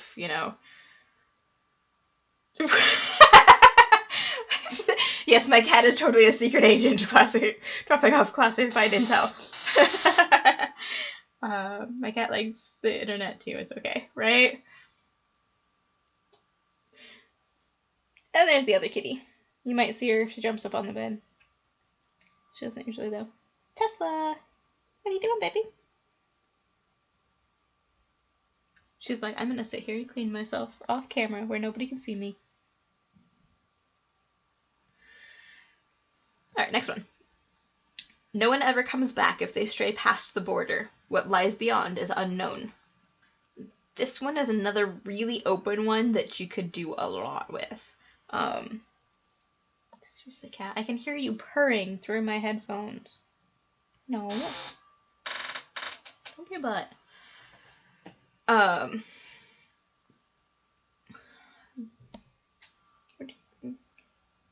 Don't even think about it.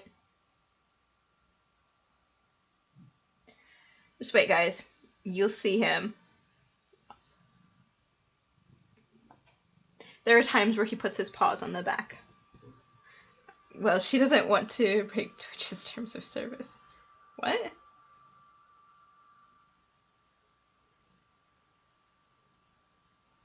What about Twitch's terms of service? That feels almost too open-ended to discuss properly. Right? This one is a lot harder.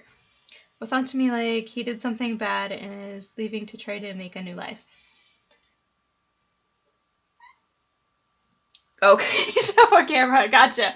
Gotcha, Steven. Probably, no, right? Right? I don't know, does that apply to cats? Come on, Tesla. Up there. You want petted. Yeah, you just want petted. She's kind of shy. She's a rescue kitty.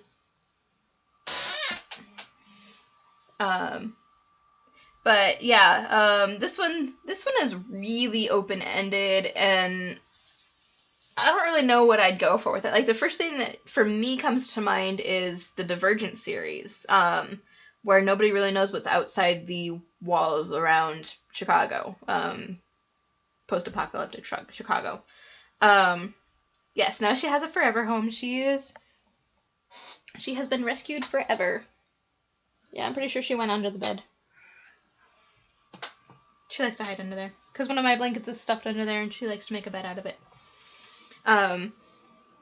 Rescue babies is the best babies. Yes. Yes.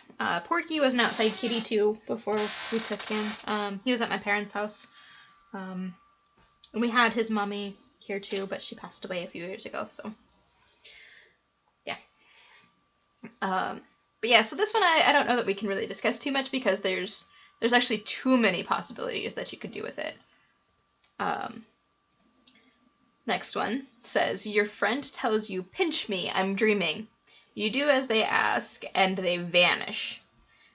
So, oh yeah, I love the Divergent series. So that last one totally could have been from that prompt. This one, like, is the whole, you know, pinch me, I'm dreaming kind of thing. Like they say, if you're not sure you're dreaming, you pinch yourself and you're supposed to wake up, or that it doesn't hurt if you pinch yourself in a dream kind of thing. So, like, if you pinched your friend and they disappeared, were they dreaming? And if they were dreaming, what does that make you? Like, are you just part of the dream? Because then, like, do you continue on with the story as if it was a dream and you're just part of their dream, and, like, you just now realize that you're not real, and, like, then, you know, how does the story go on from that, of you realizing that you are in someone else's head, that you are just a figment of their imagination, literally, kind of thing. Can you walk into other people, right? Or that, or, like, imagine, you're the dream, but now it can't end because they've woken up and left, right? Like, what if you were the dream? Like, what if you're not a real person like you think you are, kind of thing? So that one could get really, really interesting too. That's some Inception level shit, but you also have to take into account people with hyper-realistic dreams. Yes. I tend to have hyper-realistic dreams. More specific, hyper-realistic nightmares. So, yeah. That part can get really freaky, to say the least. What if you were both dreaming, but all dreams are all connected? Ooh, that's a good one, Nick. I like that one.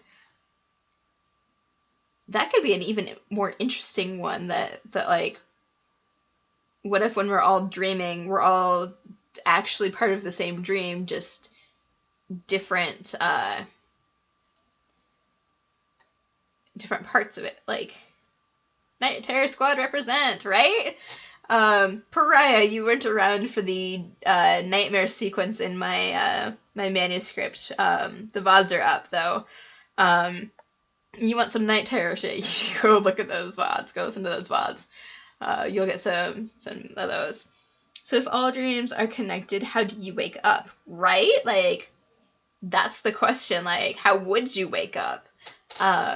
So you see, tonight you guys are all getting kind of an insight into what happens when you start with an idea as a writer, and, like, where you can take it, kind of thing. So yeah, you get some really, really interesting. Polar, what's up? Welcome to the stream, dude. How's it going? It's like when you dream, you enter into this mental dimension almost, right? Like a shared consciousness kind of thing. Yay, I'm so new. Oh, you're not that new, Swaggy. You've been here for, like, almost a month now, I think. So I think we'll stop calling you new. You're pretty much a regular at this point. I think you've been in almost every single stream. Just playing some strings. Nice, nice. Yeah, I like that idea, Nick. That's actually a kind of an interesting, because then you almost get into, not quite, Matrix, but, like, close. So what happens if you die? Like, what happens if you die in the dream? That's a good one. Maybe that's how you wake up, is that you have to die. And then that gets into, phantom life, where you think you've been living a life, and then you wake up from, say like a coma or something, only to find out that none of that actually happened, that it was all in your head. So, like, you could get into phantom lives with that. You can't enter the dream anymore. Right? There you go. What if when you die inside, you're actually waking up in the real world, and not you know, not able to go into it anymore. So that could be interesting too. I like the way you think, Nick. We need to collaborate sometime. This would be awesome. And yeah, it is scary, isn't it? Like it could really, like, that one could really be a lesson in psychology right there. All right, we'll move on to the next one now. Ah, come on. There we go. I want to make sure that was the right one. Okay. My hotkey wasn't working. I saw this comedian and he was saying, all we are sure of in this life is that we exist. Everything else is just observation. I would agree with that. That's actually kind of a fair observation, really. Next prompt is, it's been 3 years since the flood waters cleared up. The population is a fraction of what it once was. Only a few structures remain, and those eggs. So this can bring up some interesting ones. Is it like Prometheus, where you've got the alien eggs? Is it maybe sort of along the biblical lines where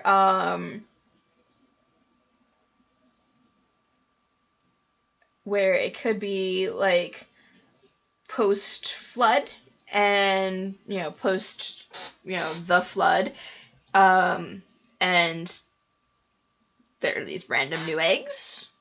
You could go a lot of different ways with this one, either alien or some kind of undiscovered species in the world kind of thing. So this one would be a really good prompt too, because then you can have fun creating a creature. I've created a few creatures for various things. So this one could get really interesting too. I think I'm on my computer chatting with all of you, but I could be in an insane asylum staring at a wall. Right? Exactly. Like, you could go so many things with the previous prompt. That would be one of them. Fantasy survival. I'm gonna take these, right? Like, do you destroy the eggs? Do you take them? Do you secretly raise them? Does the government have them and is raising them, or were they planted by the government? Do we get into conspiracy theories kind of thing?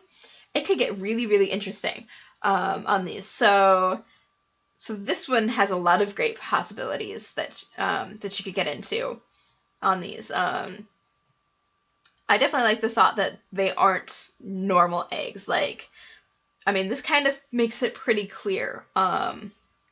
Game of Thrones. I'm gonna take them and take over the world with them, right? They're totally Dany's eggs. They're totally Dany's dragon eggs. But then, like, you get into how many eggs are there? Are they in one particular place? Are they all over the world? What do all these locations have in common, kind of thing. You can get into the really little details, and all of those options have their own really great storylines. Like, if they're only in one location, what is so special about that location? If they're all over the world, do all these locations that they're in have some sort of connection? And what is that connection? What does it mean? Kind of thing. So you can get really good with this one. Yeah.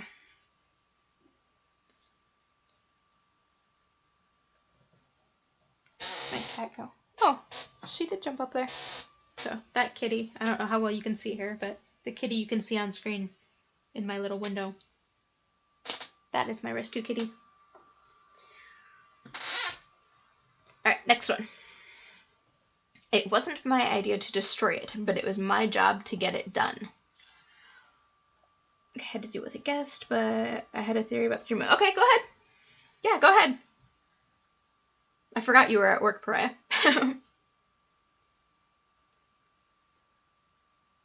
Kitty. Yeah, it's my kitty. One of two. We'll wait and let Pariah. She's talking about this one.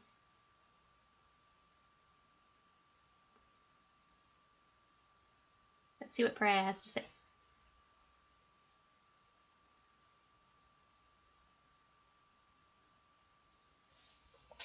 I'm watching my phone so I can see when chat moves.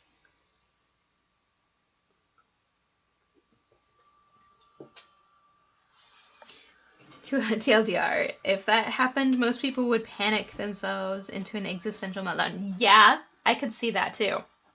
That's where I think it would be interesting to explore the leading to a physical breakdown. Yeah. That's where I think it would be interesting to explore from, the friend that has to pinch the other friend, explore from theirs rather than the friend that vanished. That could be the much more interesting point of view. Sounds like he's part of some team that is hacking something important, right? Almost. This prompt is what Swaggy's talking about. The brain then at that point would rationalize it as it was just a dream yourself, right?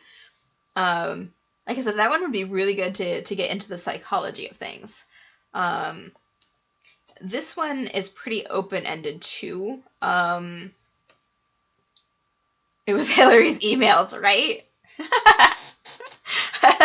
That's terrible, Nick.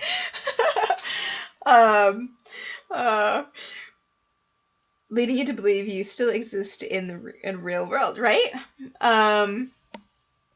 Yeah. Yeah, like I said, the psychology on the dream one would be a really fun one to delve into. Typos, Nubs. No, Nubs is sleeping. She's sleeping off her sickness.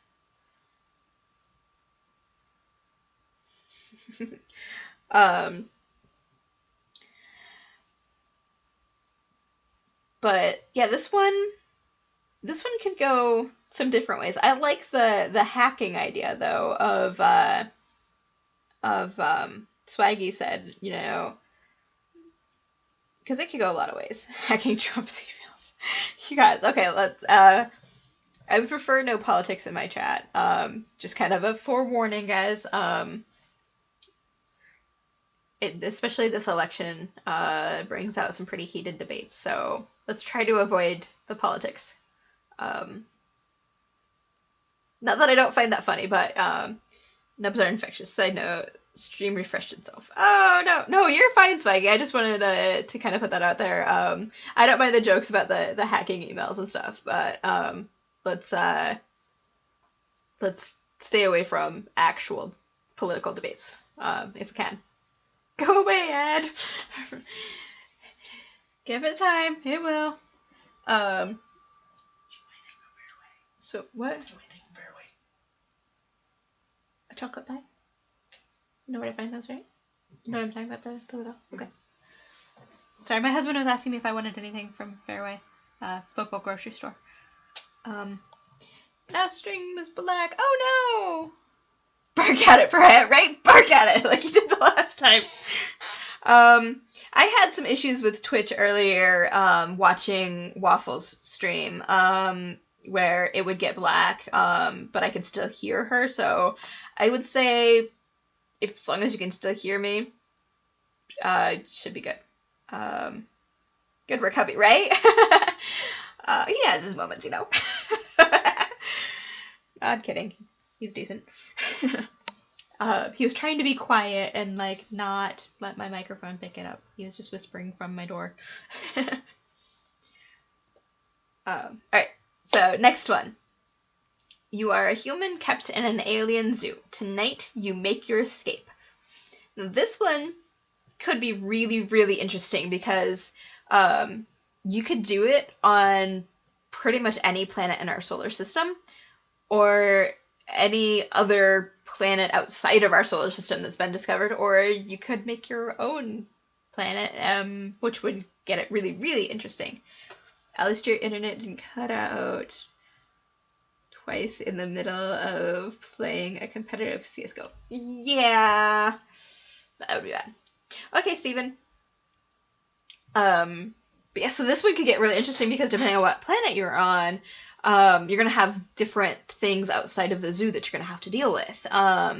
And theoretically, your aliens are going to look different. Well, they're alien to you, but to them, you're the alien. But so this one could get really interesting because theoretically all your aliens are going to look different based on the different planets, and this is where doing your research would get interesting. Mars would be an obvious choice because, I mean, we are talking about going to Mars. In the real world, it's in the works kind of thing. So Mars could definitely be one. Polar says I'm from Pluto. Well, it is cold enough for polar bears there, right?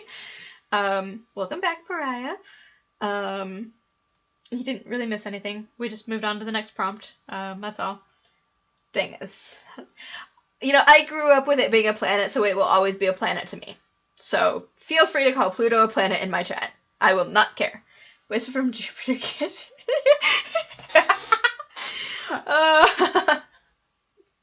Nick. I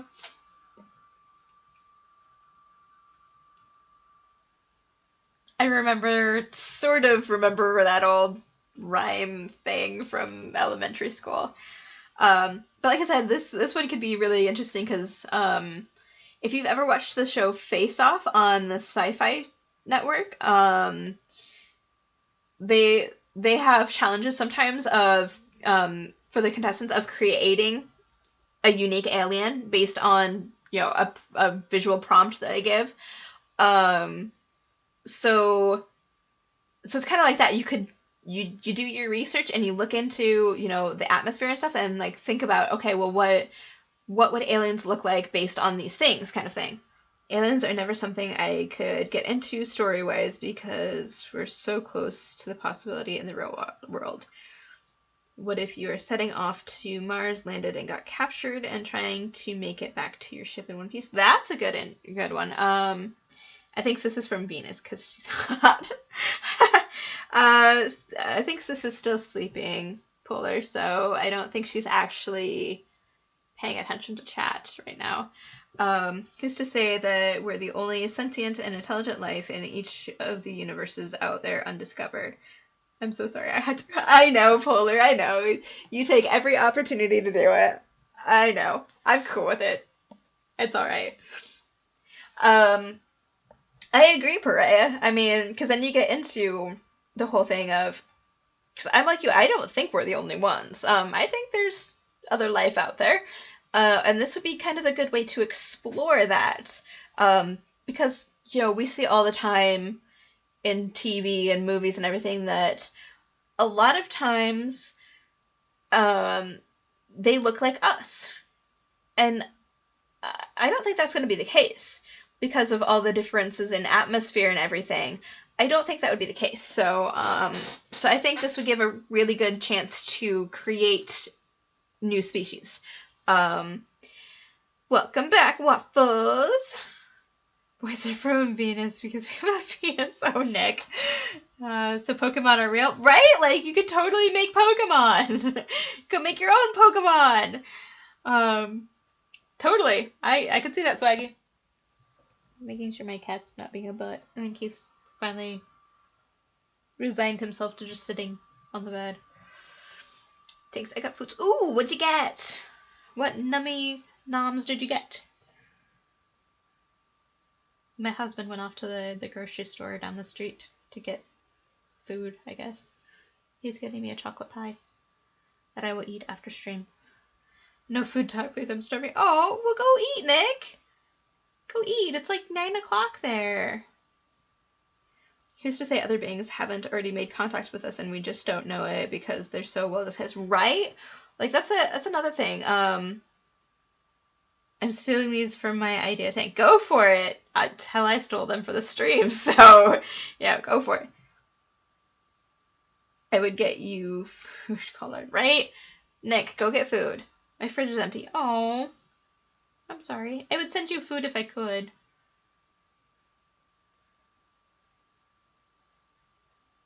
I'll hunt a ring sale for you. There you go. Polar bear will bring you some food. Because he's a bear. Burrito from Chipotle. I've actually never tried Chipotle. None of them is really, none of the stuff on their menu really appeals to me. But I hear it's good. So, there's that. My heart is empty. Oh, Swaggy. I hate Twizzlers. Well, at least you ate something, I guess. I mean, I wish there were better choices, but, yeah. So, okay. We'll move on to the next one. This one's kind of a sad one. She felt the weight of the world on her shoulders and the weight of her sister in her arms. No, Nick, I'll order you some pizza at the end. Oh, yeah. Waffles can totally hook you up. Do it, Waffles! Pay it forward! Roar would be proud of you. I've never seen... one opened up in the town, a town over from me. But they always seem to be busy, but not really my kind of thing. She has to kill her sister to save the world. Exactly what Rose said. Yeah, oh, Nick was there for that, wasn't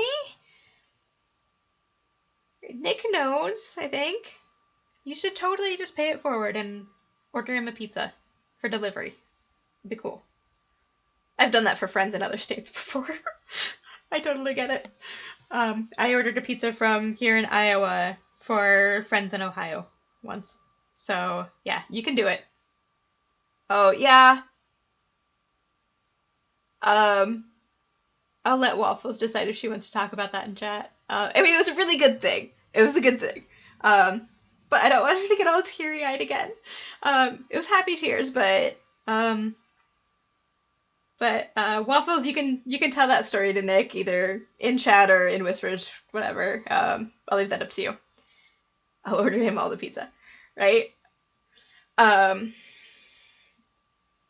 But this one, that's your chat. I won't bring it up.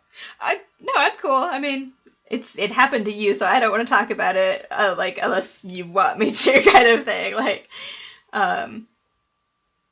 Yeah. Awkward moment. I used to order my girlfriend pizza all the time when I lived in Georgia and she was at school in Texas, right? I've done it before. It's not hard to do.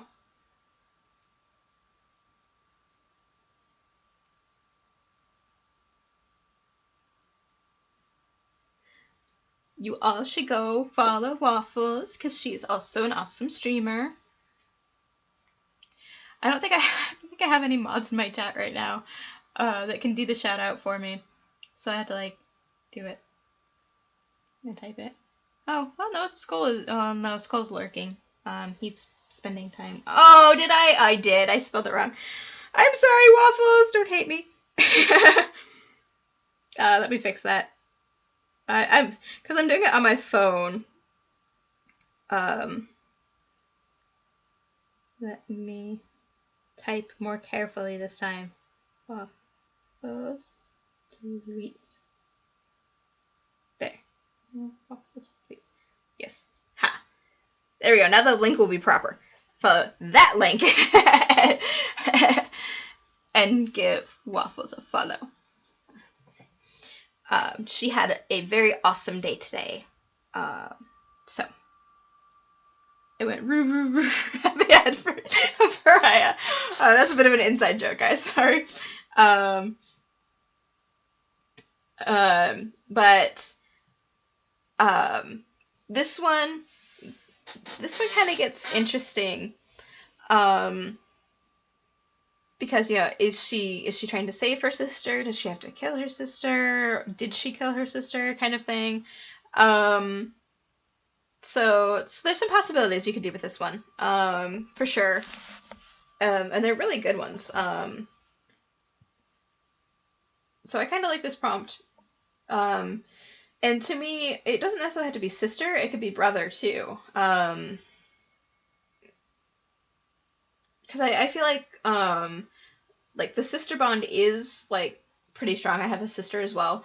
I have an older brother and an older sister. So, I totally get both bonds, the sister bond and then the brother and sister bond kind of thing. So, I feel like this could also be a brother and sister rather than two sisters. Or, conversely, you could do two brothers as well. I don't think it necessarily has to be, sister and sister. But yes, I agree. This one definitely lends itself to being more of a sad story. What wouldn't you do for your sister, right? My sister's pretty awesome. You guys, one second. I'm gonna do something here. Oh, you guys have been seeing my face this whole time. My shirt says the 1034th CSSB Task Force Hawkeye. My sister is in the military. Her husband is in the military. My dad is in the military, and I have several close friends who are in the military. This shirt in particular is from my sister's deployment 3 years ago. 3 years ago? Yeah. 3 or 4 years ago. She was deployed to Afghanistan. She is still dealing with the effects of that tour. And it has taken a lot for her to get the help that she needed. But like personally for her, it took a lot for her to go, I do need help of some kind. I can't do this alone kind of thing. And we've all been extremely supportive of her, as we should be. I also have a shirt from my dad's deployment 8 years ago. He deployed to Iraq that time. And 13 years ago, he was deployed to Afghanistan, to the same base my sister deployed to just a few years ago. I am from a military family, so I get a lot of the military stuff. And there isn't anything I wouldn't do for my sister. I've only ever had younger siblings, and all 3 are brothers, and honestly, I'd give the world for them. No questions asked, they are my world. Yep. Yeah. I'm the youngest of 3, so I only have older siblings. I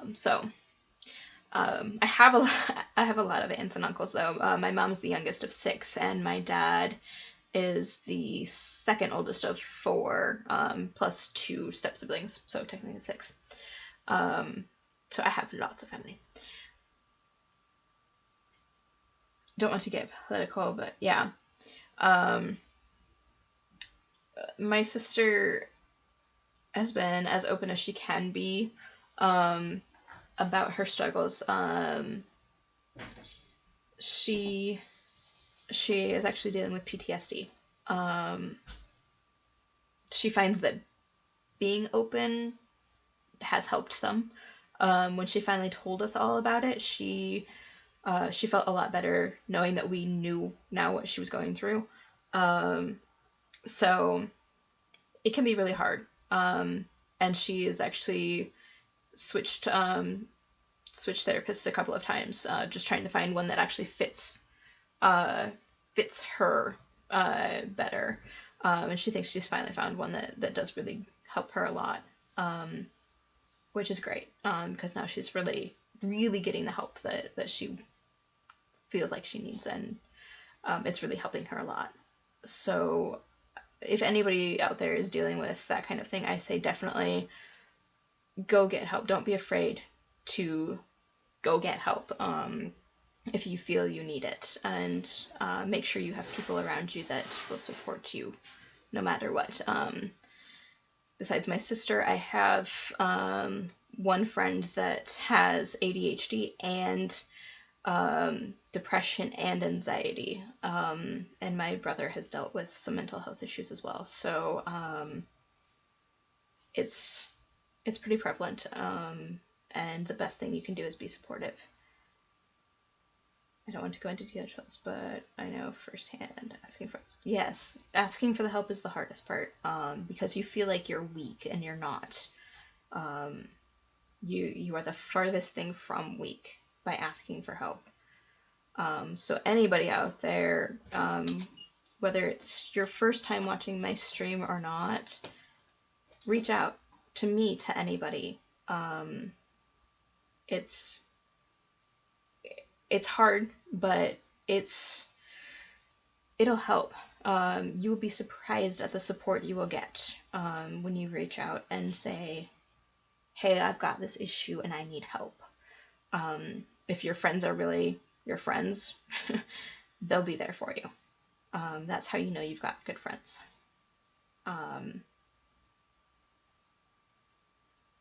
Reading back, making sure I didn't miss anything. I've got ex-service friends, and there's such a stigma around folks who seek help, called weak, etc. Exactly, Stephen. Mental health is a big part of my life, honestly. All my current tattoos are based off of mental health.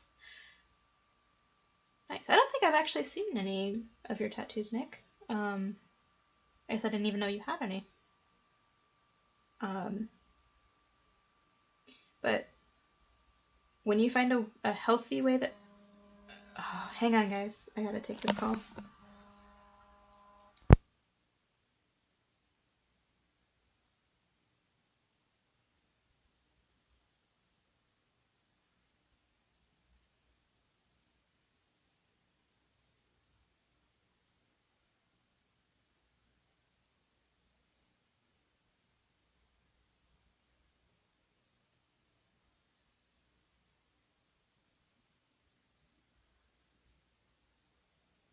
Sorry, guys. It's my mom. Hang on.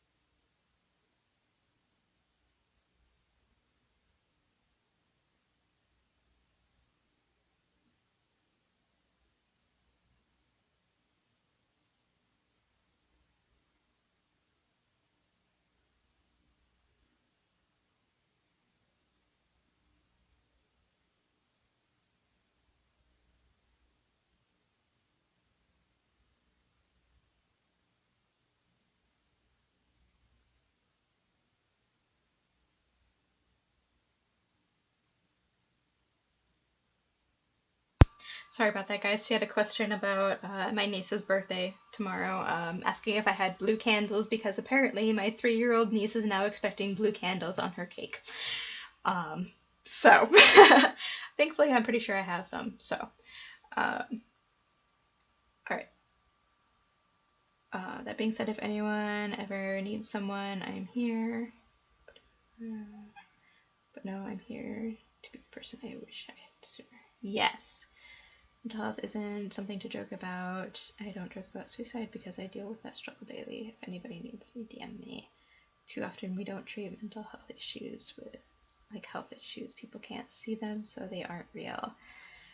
Mental health issues are just as valid as a broken bone and an organ in disrepair. Don't let anyone ever tell you otherwise. I'm just too shy to talk about these things. It upsets me when people think depression is just being sad. It's hard to explain those types of things to people that don't experience it without sounding irrational. These things being my personal struggles. Exactly.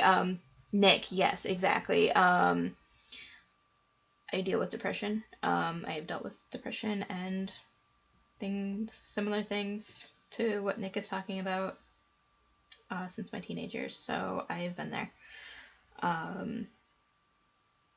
It's really hard because exactly the TV and movies and everything give them the impression that it is just, sadness, and while that is part of it, it's not the only part of it. we could do a whole stream on mental health issues. That's for sure. So yeah. It's hard to talk about, but once you do find the people you can talk to about it, it makes a world of difference. I know my friend the friend that has depression and anxiety. She says a lot of the time about how before she met our little group that consists of myself and a couple of my mods, before she met all of us, she had a much harder time dealing with it, and now she's doing a lot better now that she has support. So support makes all the difference, guys. Reach out. My sister actually lost her brother-in-law, so my brother-in-law's brother, a couple of months ago, earlier this year, to suicide. He didn't reach out. None of us knew what was going on. And because she, through the military, is trained to recognize these things, she feels like she let him down because she didn't recognize it and didn't reach out to him. So please do reach out. There's a quote of suicide doesn't end the pain, it just transfers it, which is true. You think you're ending it, but you're really giving it to someone else. So I know we've kind of sidetracked from what we were originally talking about, but this is an important thing, more important than what we were talking about. Yeah, sis, this little derailment of the stream happened when someone asked, what wouldn't you do for your sister? And I explained, the shirt I'm wearing is from my sister's deployment a couple of years ago, and talking about her struggles, of the things that she deals with PTSD, from her deployment and from coming back. So, yeah. And, yeah, Nick, go ahead. Feel free to explain your tattoos. I am cool with that. Like I said, I didn't even know you had any. I don't even know what they look like. So, I mean, if you've got pictures of them to go with explanations, feel free to link in chat. Links are allowed.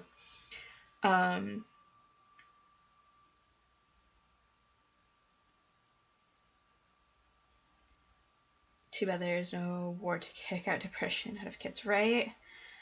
But welcome back, sis. I'm glad you got some sleep. Oh, I hope you're feeling better. I think we will go ahead and move on to the next slide. I'm gonna switch back to this so you guys can actually see this. So Nick, go ahead and talk about them in chat. We will move on, but go ahead and talk about it. I'm totally cool with that. We will move on from this depressing slide then.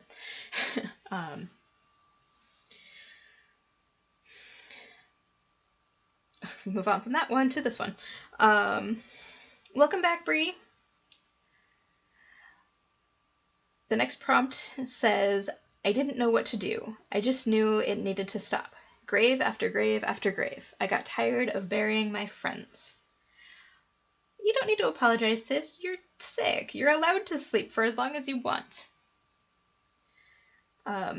So this one could kind of go along with mental health. And maybe that would be actually a good one for this one. A good direction for this one is somebody who's trying to help their friends deal with it, and yeah, and maybe they just aren't as successful. So we're gonna skip that one. This one is funnier. I kind of wish Shadow was in chat because I know what he would do. Murder is legal as long as the weapon is a pineapple. So this prompt could get interesting. My husband, when he read it, was like, if that's the case, you have to, you have to, when you kill somebody, you have to scream, who lives in a pineapple under the sea now, kind of thing. I know Shadow would make a pineapple apple pen reference. That stupid song. Pariah, if you need to, go ahead. I totally understand. That is fine. You take the time you need. I know some of these were dark. There are a few more dark ones, not quite in that vein, but still kind of. And we may stop soon anyway. I'm getting kind of tired myself. That was a SpongeBob reference? Yes, it was, Swaggy. Yes. There are a lot more lighthearted ones, though. On my wrist, I have Un giorno alla volta, which means one day at a time in Italian. It faces me instead of others because it's a personal reminder that if today is a bad day, tomorrow can be better, so relax and take life one day at a time.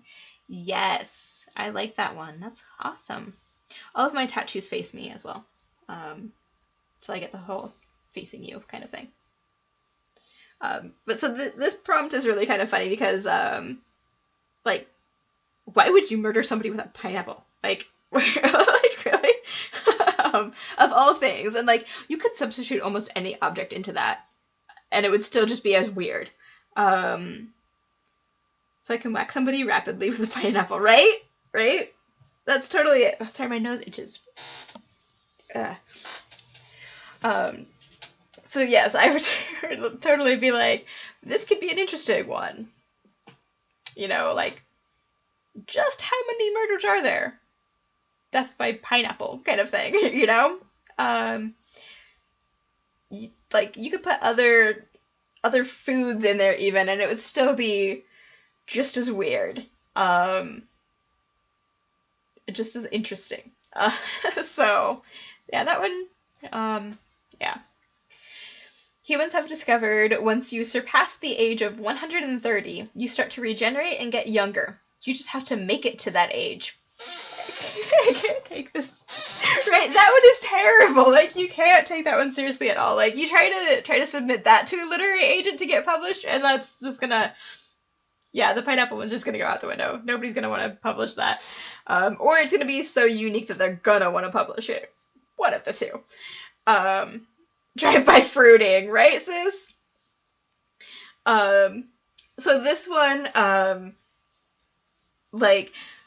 okay, so how do you live to be 130? Is this set in the future where living past, 80, 90, 95 years old is normal, where, you can, easily live past 100? Or is it where, living to, such old age is commonplace, but there are external forces, there are dangers of some kind that mean that it may not be likely that you live that long, kind of thing. So there's a couple of different ways you could go with this one too. Titled Dead by Pineapple Cover, right? Yeah, you can get interesting with that one. You eat all your vegetables, boom, right? If only it was that simple, right? But yeah, so this one you could get a little interesting on what exactly you just have to make it to that age might entail, what keeps you from getting to that age. And that's where you get really creative with this one. After a man discovers a dead body, he is tried for the murder because, according to Schrodinger's theory, the man was not dead until he was found. On my arm I have an arrow. You can only shoot an arrow forward, so it represents not dwelling on your past. and being positive. No matter what happened and how dark your past may be, if you aim for better things, you will get there eventually. I like these tattoos, Nick. Those are awesome tattoos. Those are really great.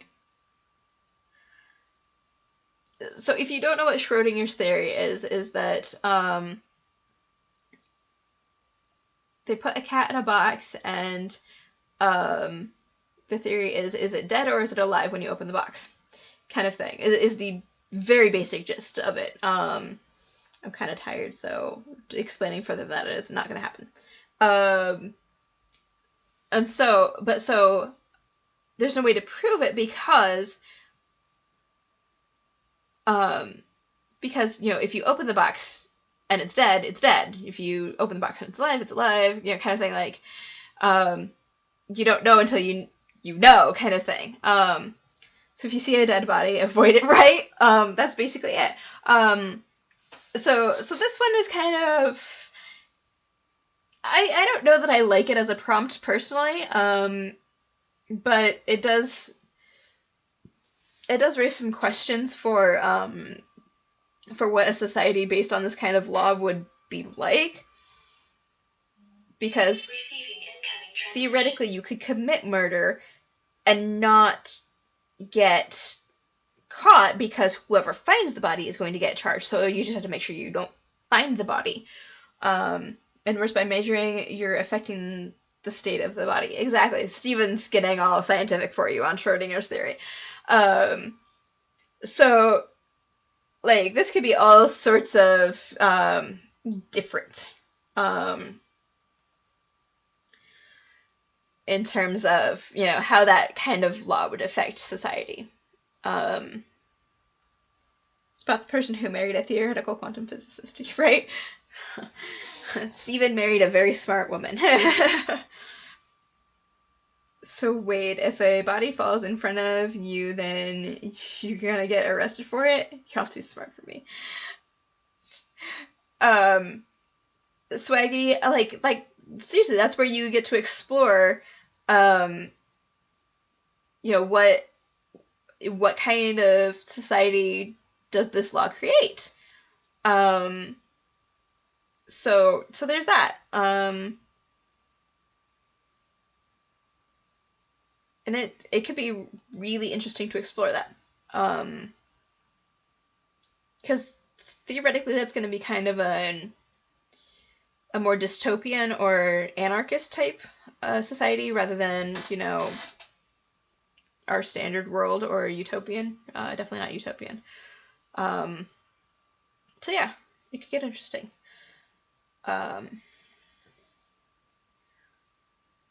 You get lost in a hospital and stumble upon a maternity ward that's supposed to say of things humans aren't supposed to know about. This is another one that could get interesting because there could be all sorts of things in that maternity ward that humans aren't supposed to know about that you could create. This one's all about how creative you can get, and you could either take it, the horror route, and it's all sorts of grotesque creatures, or it could go the other direction. DJ, thank you for the host. I like quantum physics. I like quantum physics when I can understand it. Schrodinger's is one. I have a friend who actually studied physics and quantum physics. He has a bachelor's or a master's, I don't remember which. But mutant fetuses, right? So you could go a lot of different ways with this one, where it could be really horror and dark and gory, or it could be seemingly normal things. What if you find an alien the government doesn't want people to find out about, right? Like that kind of thing. So this one really leaves it open to all sorts of possibilities. But it's not like some of the other prompts that were so open-ended that you couldn't really do anything. Hey, I'm at a loud bar and can't hear anything, but wanted to show some support.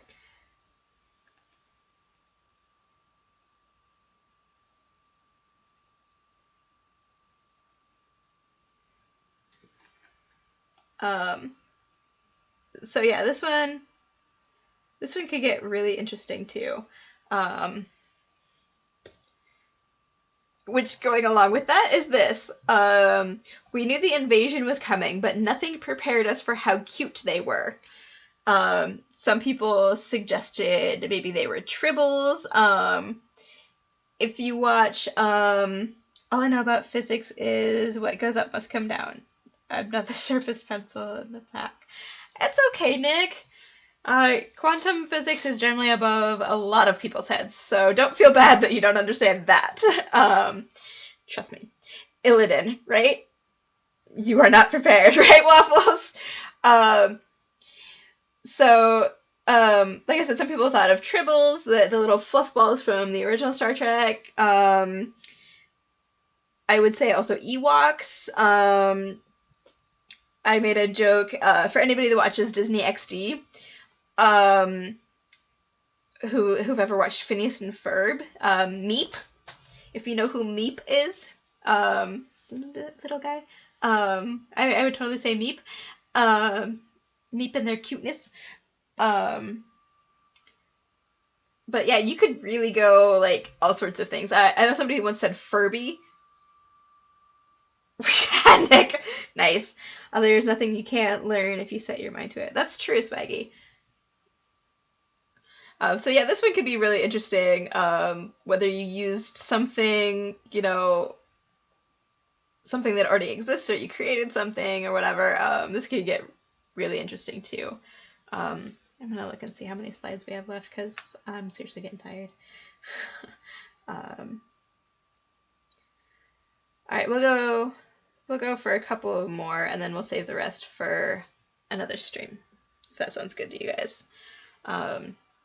I know it's only like 8:30 here, but I haven't slept well the last few days, so. Well, I mean, I have, but I feel like I haven't kind of thing. It's one of those, like, you sleep so much that you feel like you didn't sleep kind of things. The Teletubbies are invading the White House, right? There you go, Nick. There's actually one thing you can't learn. Enlighten us, Pariah. Sounds like a plan. Yeah, Steven, you're probably about ready for bed too, dude. It's getting pretty late there. I'm done playing El Guitarra.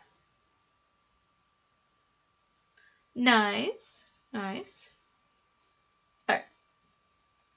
Move on to the next one. I'm only telling you this because you won't be able to tell anyone else. So this one is also really open-ended. Audio tone. Some people are incapable of differentiating and identifying tones. That's true, yeah. So like I said, this one's pretty open-ended. It may be too open-ended because you could go anywhere with this one. So, like, right, Nick? Like, then what's the point of them telling you? So, hey, David, welcome back. We're actually going to wrap up here in just a little bit. I'm just going to go through a few more slides, and we'll save the rest for Sunday. So like, this one, like, I don't know. I don't think I like this one as a prompt either because of how open it is. Okay, Pariah. So I don't know. This one's kind of eh. One day we peeked in that window and saw the headmistress calmly sewing her arm back on. With this one, my first thought, honestly, was Nightmare Before Christmas. Sally, how she's always having to stitch her arm back on. So like, this one kind of made me think of that type of setting. That, maybe it's in that world, or, something similar like that, where she's a doll or something, zombies, right? Sounds like a zombie. Mutual agreement on zombies, huh? So yeah, so there, you could go that way with this one. I'm sure there's a couple other things you could do with it, but yeah, definitely you would go probably the more paranormal sci-fi type. Sound like a serial killer on an acid trip, right? She's headmistress Oogie Boogie, right? Yeah, maybe she's Oogie Boogie instead of Sally. You ain't going nowhere. I apologize, but I have to go. Being at a bar makes this impossible. That's fine, DJ. Thanks for stopping by.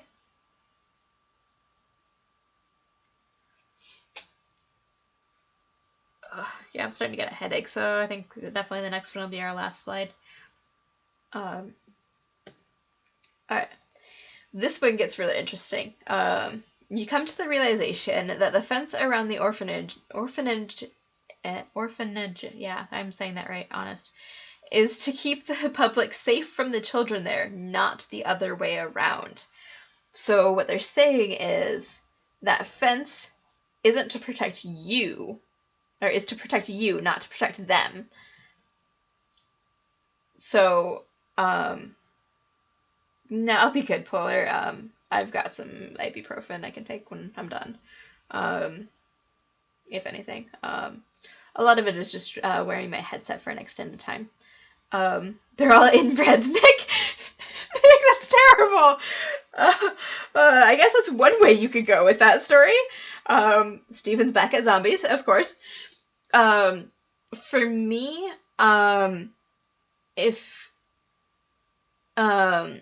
if you haven't read it or seen the movie that came out, Miss Peregrine's Home for Peculiar Children is what came to mind when I first read this.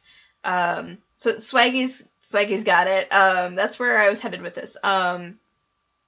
Miss Peregrine's Home for Peculiar Children is a series by Ransom Riggs.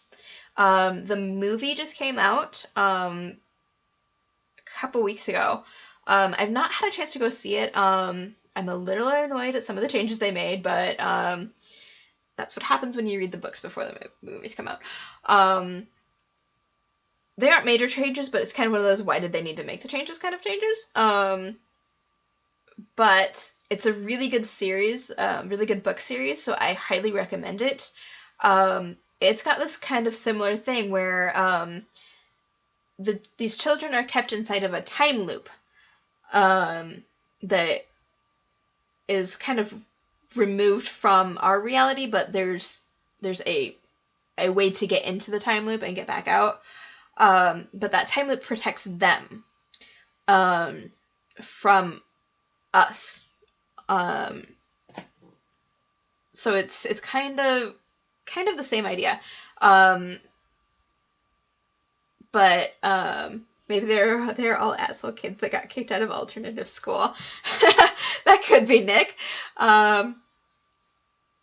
This could also be like X-Men, right? Like they're mutants, like Swaggy said, of the whole superhuman abilities, which is where I would personally go with for this, but maybe not quite the superhero route. Maybe more the Magneto side of it, where it's not necessarily villains, but dangerous, and explore it from that side. Maybe there's some local legend about the place that makes people fearful of them, that kind of thing. So I think this one could go either way, but personally, I would prefer to take it the typical way, the non-trope way of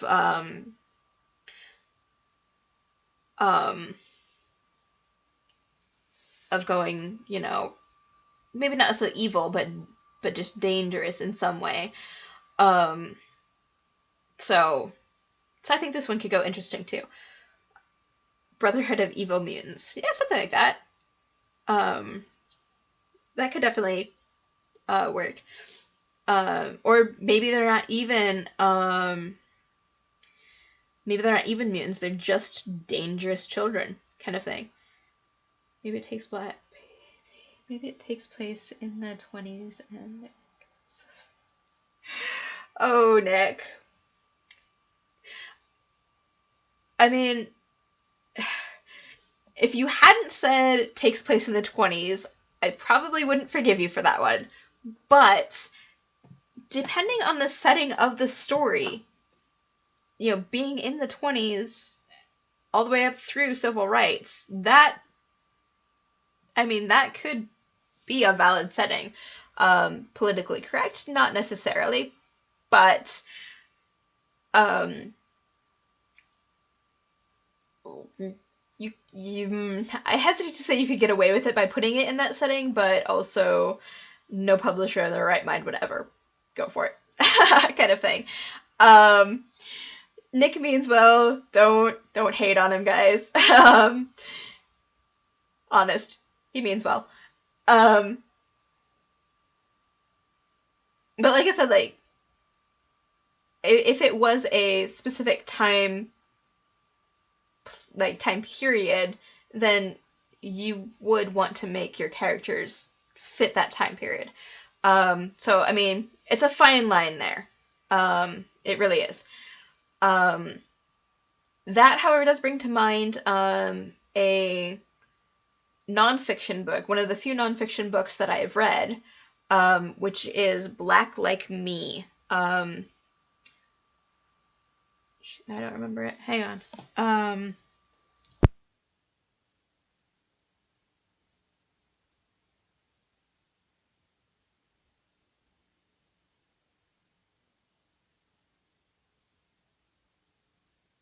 I actually own this book, so I'm having my husband bring it because I don't remember the guy's name.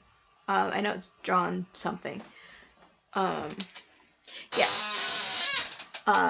John Howard Griffin. 1 second. Would you stop doing that, computer? Black Like Me. John Howard Griffin. I read it in school, and then I actually bought it. It's about a white reporter in the 1950s who actually dyes himself black. He's from the North. He dyes himself black and lives as a black person in 1950s Southern America. And he personally experiences all of the racism that black people are experiencing themselves. And that he writes about it because he is a journalist. And it is an incredible experience in so many ways. And it really makes you think about how screwed up America is. I'm not familiar with that, David. But I highly recommend this book for anyone, honestly. It's a really interesting read. He knew how dangerous it was going into doing this journalistic project, and he did it anyway, with the full support of his family. He was married and had children at the time that he did this. So I highly recommend Black Like Me. No, don't feel bad, guys. It was a good opportunity to bring up a good book. Never feel bad for that. But yeah, I really recommend Black Like Me for that kind of perspective. For people who say, oh, racism doesn't exist or whatever, you're wrong. And that book it really shows how bad it was in southern United States in the 1950s. So yeah, I would really recommend reading that. I think we're gonna stop there for tonight, because we've still got another 21 slides that we could go through. So that's literally like half the slideshow that we got through. Yeah, fucking white people were crazy, right, Nick? We're all crazy. White people are crazy. It's true.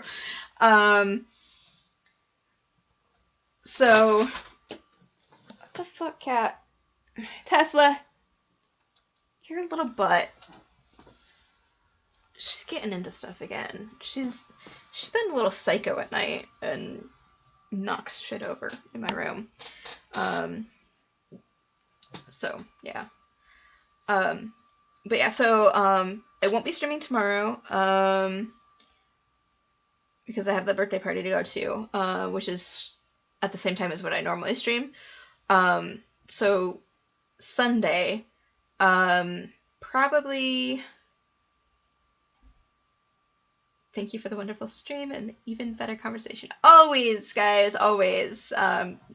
Most of you know me from other streams, so you know the conversations I get into.